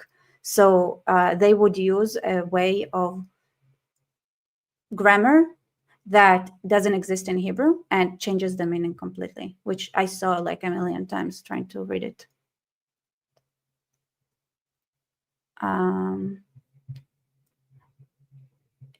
The 10 Commandments were clearly Jewish in origin. Listen, I don't care if the Greeks want to take the credit for the 10 Commandments. But if they do, they should at least respect them and understand what they mean. You know what I'm saying? They don't even, they don't follow the Seder. How can you claim the 10 Commandments if you have disregarded the Seder? They use God names in vain all the time. You literally creating an image and arguing about what God and what God is and what God isn't.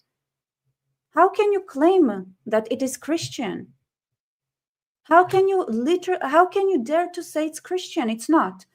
Because if it were, you would have followed it, but you don't. The Christians don't follow it. Because I don't care. You know what? I say now we can say that, you know what? Nobody should get real credit. It's like it's public domain. The 10 Commandments at this point in life, it's public domain.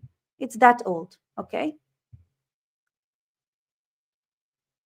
But you can say that if you believe in it. You cannot say that if you don't. Okay, how do I find Isaiah?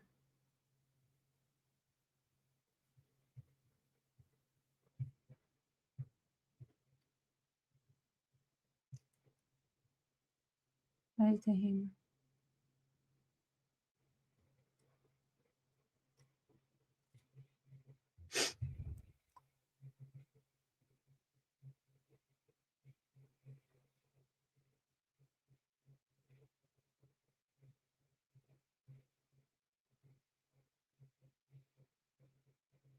Mm-hmm.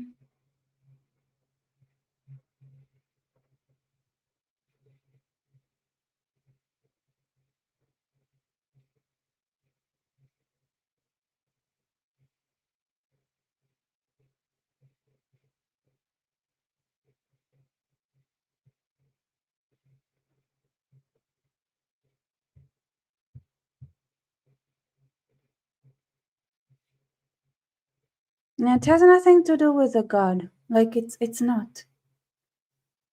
And I talk about third and basic that my is just included.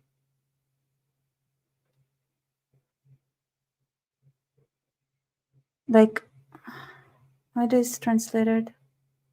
Wonder, Counselor, Mighty God, Everlasting Father, Prince of Peace.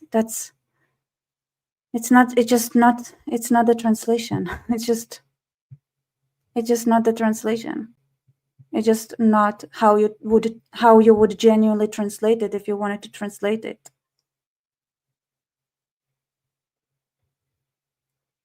Yeah, and it's not even the. And it's not even the. It's not even. It's in fact it's so. It's not even the same passages.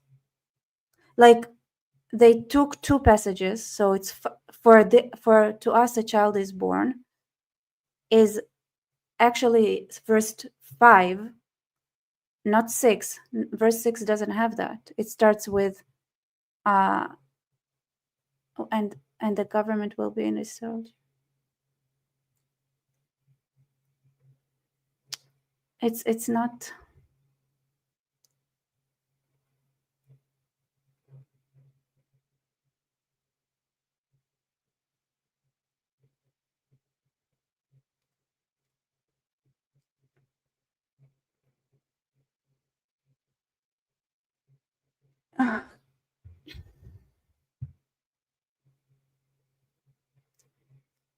How do I even comment on something that was fake translated? So fake, it's not even the right.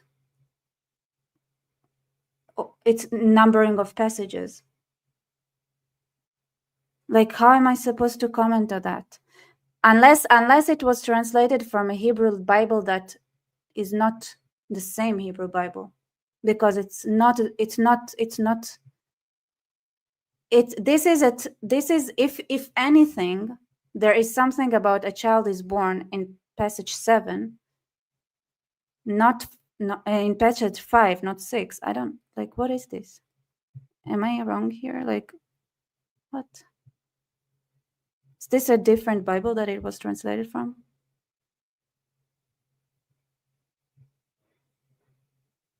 They changed the passage count, and it's not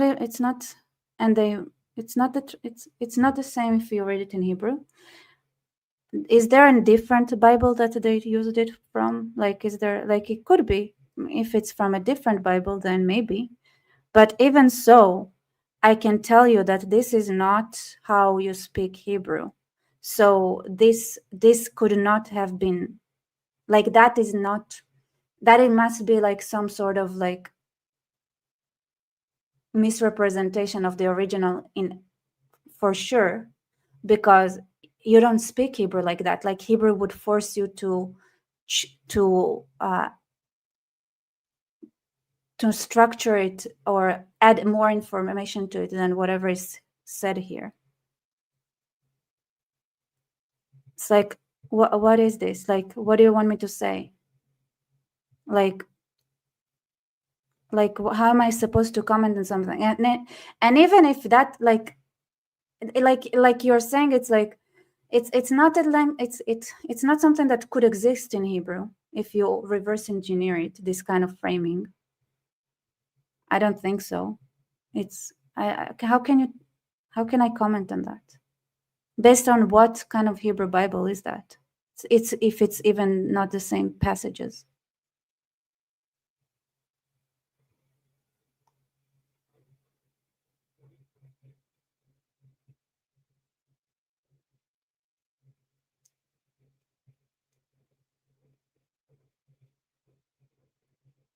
Let's see.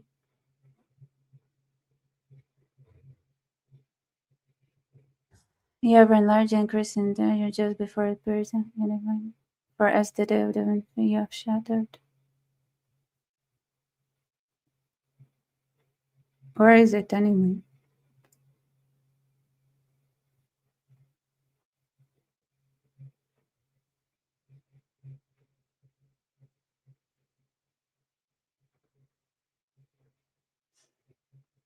I don't know. But, you know,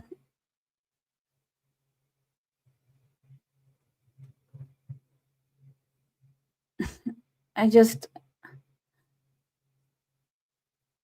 don't even know where to start. It's just so random. Just where do I even start? It just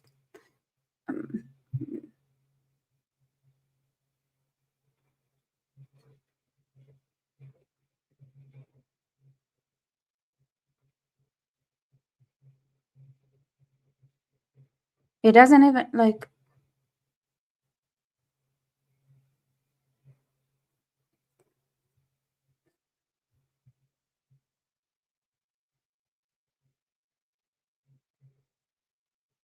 I don't even know where to start, you know. I'm speechless. I don't know. It's like, thank you for your voice. Thank you, Brandon. It just even the what it says, it says there will be everlasting peace, and somehow it turned into everlasting Father, and it's going peace there will be. Okay, so 7. That's 7. Oh, it's weird. He will reign over his going establish, and this will accomplish him with justice.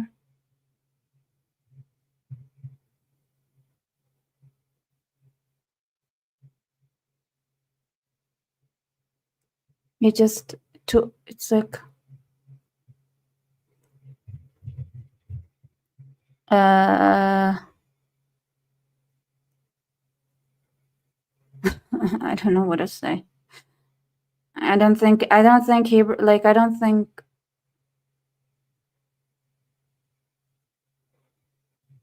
and he will be called Wonderful Counselor, Mighty God.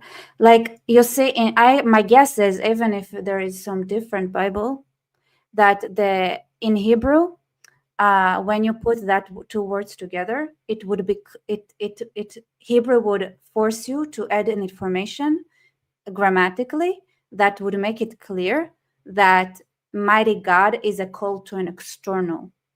Something external, and it's not something that describes the Wonderful Counselor, right? So it would be like Wonderful Counselor, and then you talk to Mighty God, but it doesn't have anything to do with each other, you know.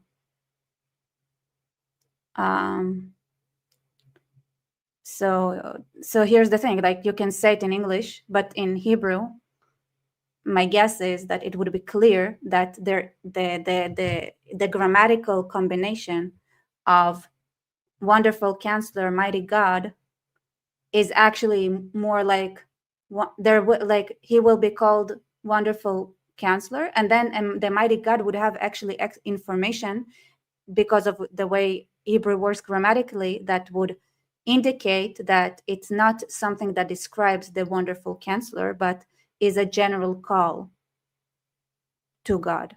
You know what I'm saying?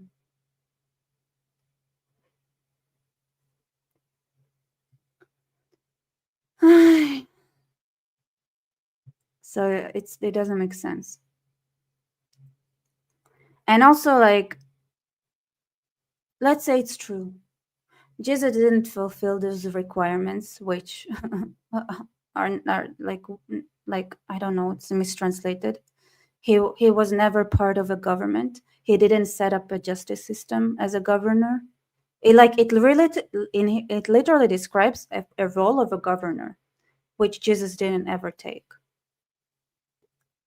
So even if you are generous, and to say that it actually talks about like a Messiah that would come, and that is like you accept it religiously, which I personally don't like any kind of messianism. And by the way, it's not part of the Torah. So this is a strong thing. This is part of the Bible, but not the Torah. And whatever is not in the Torah is not. It's historical documents. It's poetry. It's additional information, but it's not divine. So it's not even in the right area of the Bible for it to be looked at as truth, like as something that is true. And then if you take it to the messianic direction, then Jesus doesn't fulfill it. And also it's who said it's Jesus? You know, it's bullshit. It's like too much wishful thinking. And I would say you can claim that Muhammad was in the Bible. Maybe the claim that Muhammad was talked about in the Bible has a stronger claim than Jesus.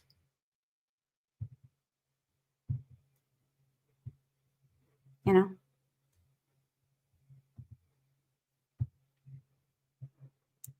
So it's completely twisted. And it's cheating because it uses a way of using grammar that doesn't exist in Hebrew to blur the lines, in a sense that you can read it as the original meaning, where God and the counselor were separated, probably. And they use the fact that you can blur those lines in not Hebrew to strengthen the claim that it's a God that would come. So I don't know. I think it's as convincing as the claim that Muhammad was in the Bible.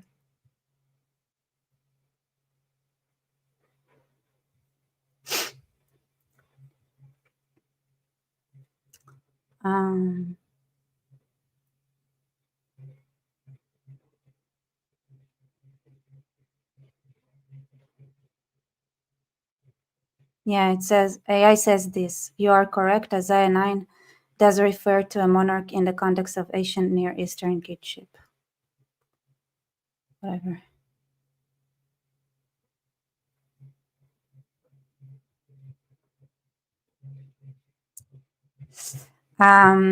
Rebecca, what did the Jews do that was bad that the God exiled Jews for 2,000 years? So they tried to teach the stupid goys the Torah. So it was so this is what we got as a punishment. You know, if there is one parable I really appreciated in the New Testament, is that don't throw pearls in front of a pig. And that's what the Jews did when they tried to explain the Torah to the Gentiles. So they got punished.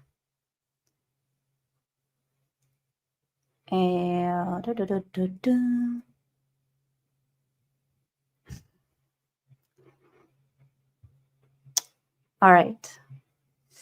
I think this is enough with Christianity.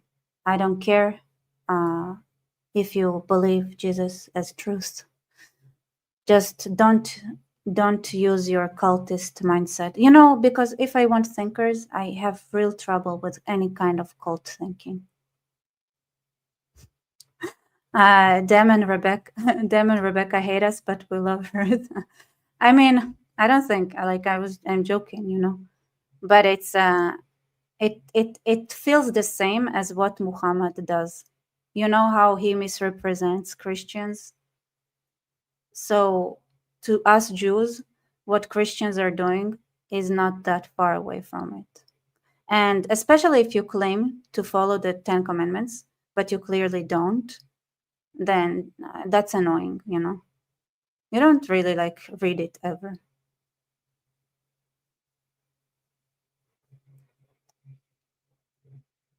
Shana, well, to be fair, Rebecca, the Gentiles that learned from Jews were killed alongside the Jews they learned from. Yeah, maybe that's why there is so much, a word-to-mouth situation where the original message was misunderstood.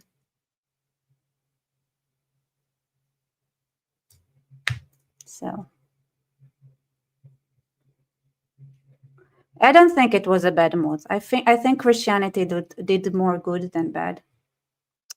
But there is something really really awful when you see so many Christians using the fact that they want to take credit on something they don't even follow properly and are willing to throw Jews under the bus just to be able to take that credit and completely undermine at the same breath the idea of Judeo-Christian values.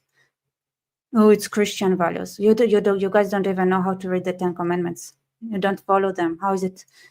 If anything, it's awful.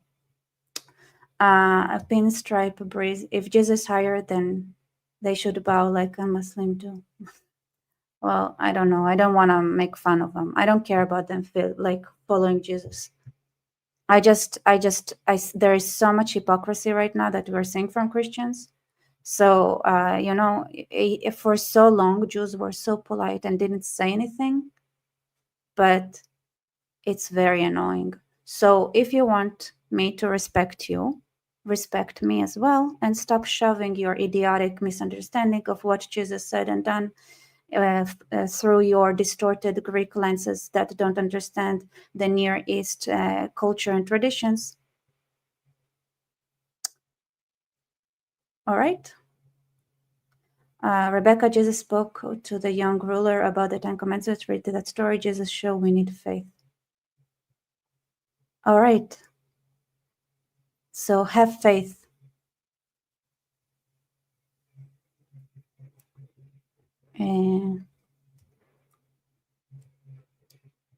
And by the way, turning Jesus into a god was a choice that was made by the Greeks, not the Jews that follow Jesus. And clearly, it was a very controversial issue, and the early Christians had to really fight about it and debate it. So.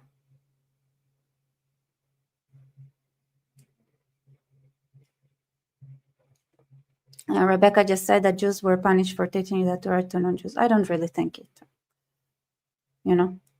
I just got annoyed.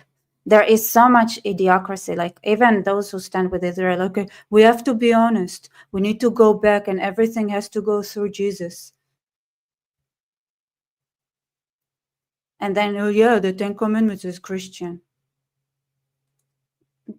If you believed in the 10 Commandments, you wouldn't say something like everything needs to go through Jesus, because you actually, by saying so, create an image, use God's names in vain, because you have no authority to speak in God's name.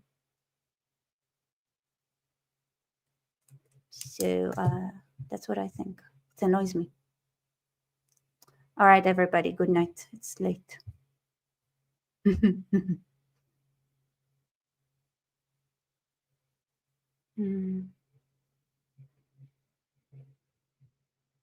Evangelics use Jews and Jews use evangelic hypocrites. I don't care. I wish, I don't think anything wrong with Christianity. It drives me crazy that I see so much active active try to erase the Jews from our own like culture, you know. This is annoying. So I just think that, you know, if you're assholes, I'm allowed to be assholes as well. I don't want to be an asshole. I want to respect you, but please, please, please don't erase and stumble on our traditions. Yeah, right. Bye-bye, everybody. Have a good night.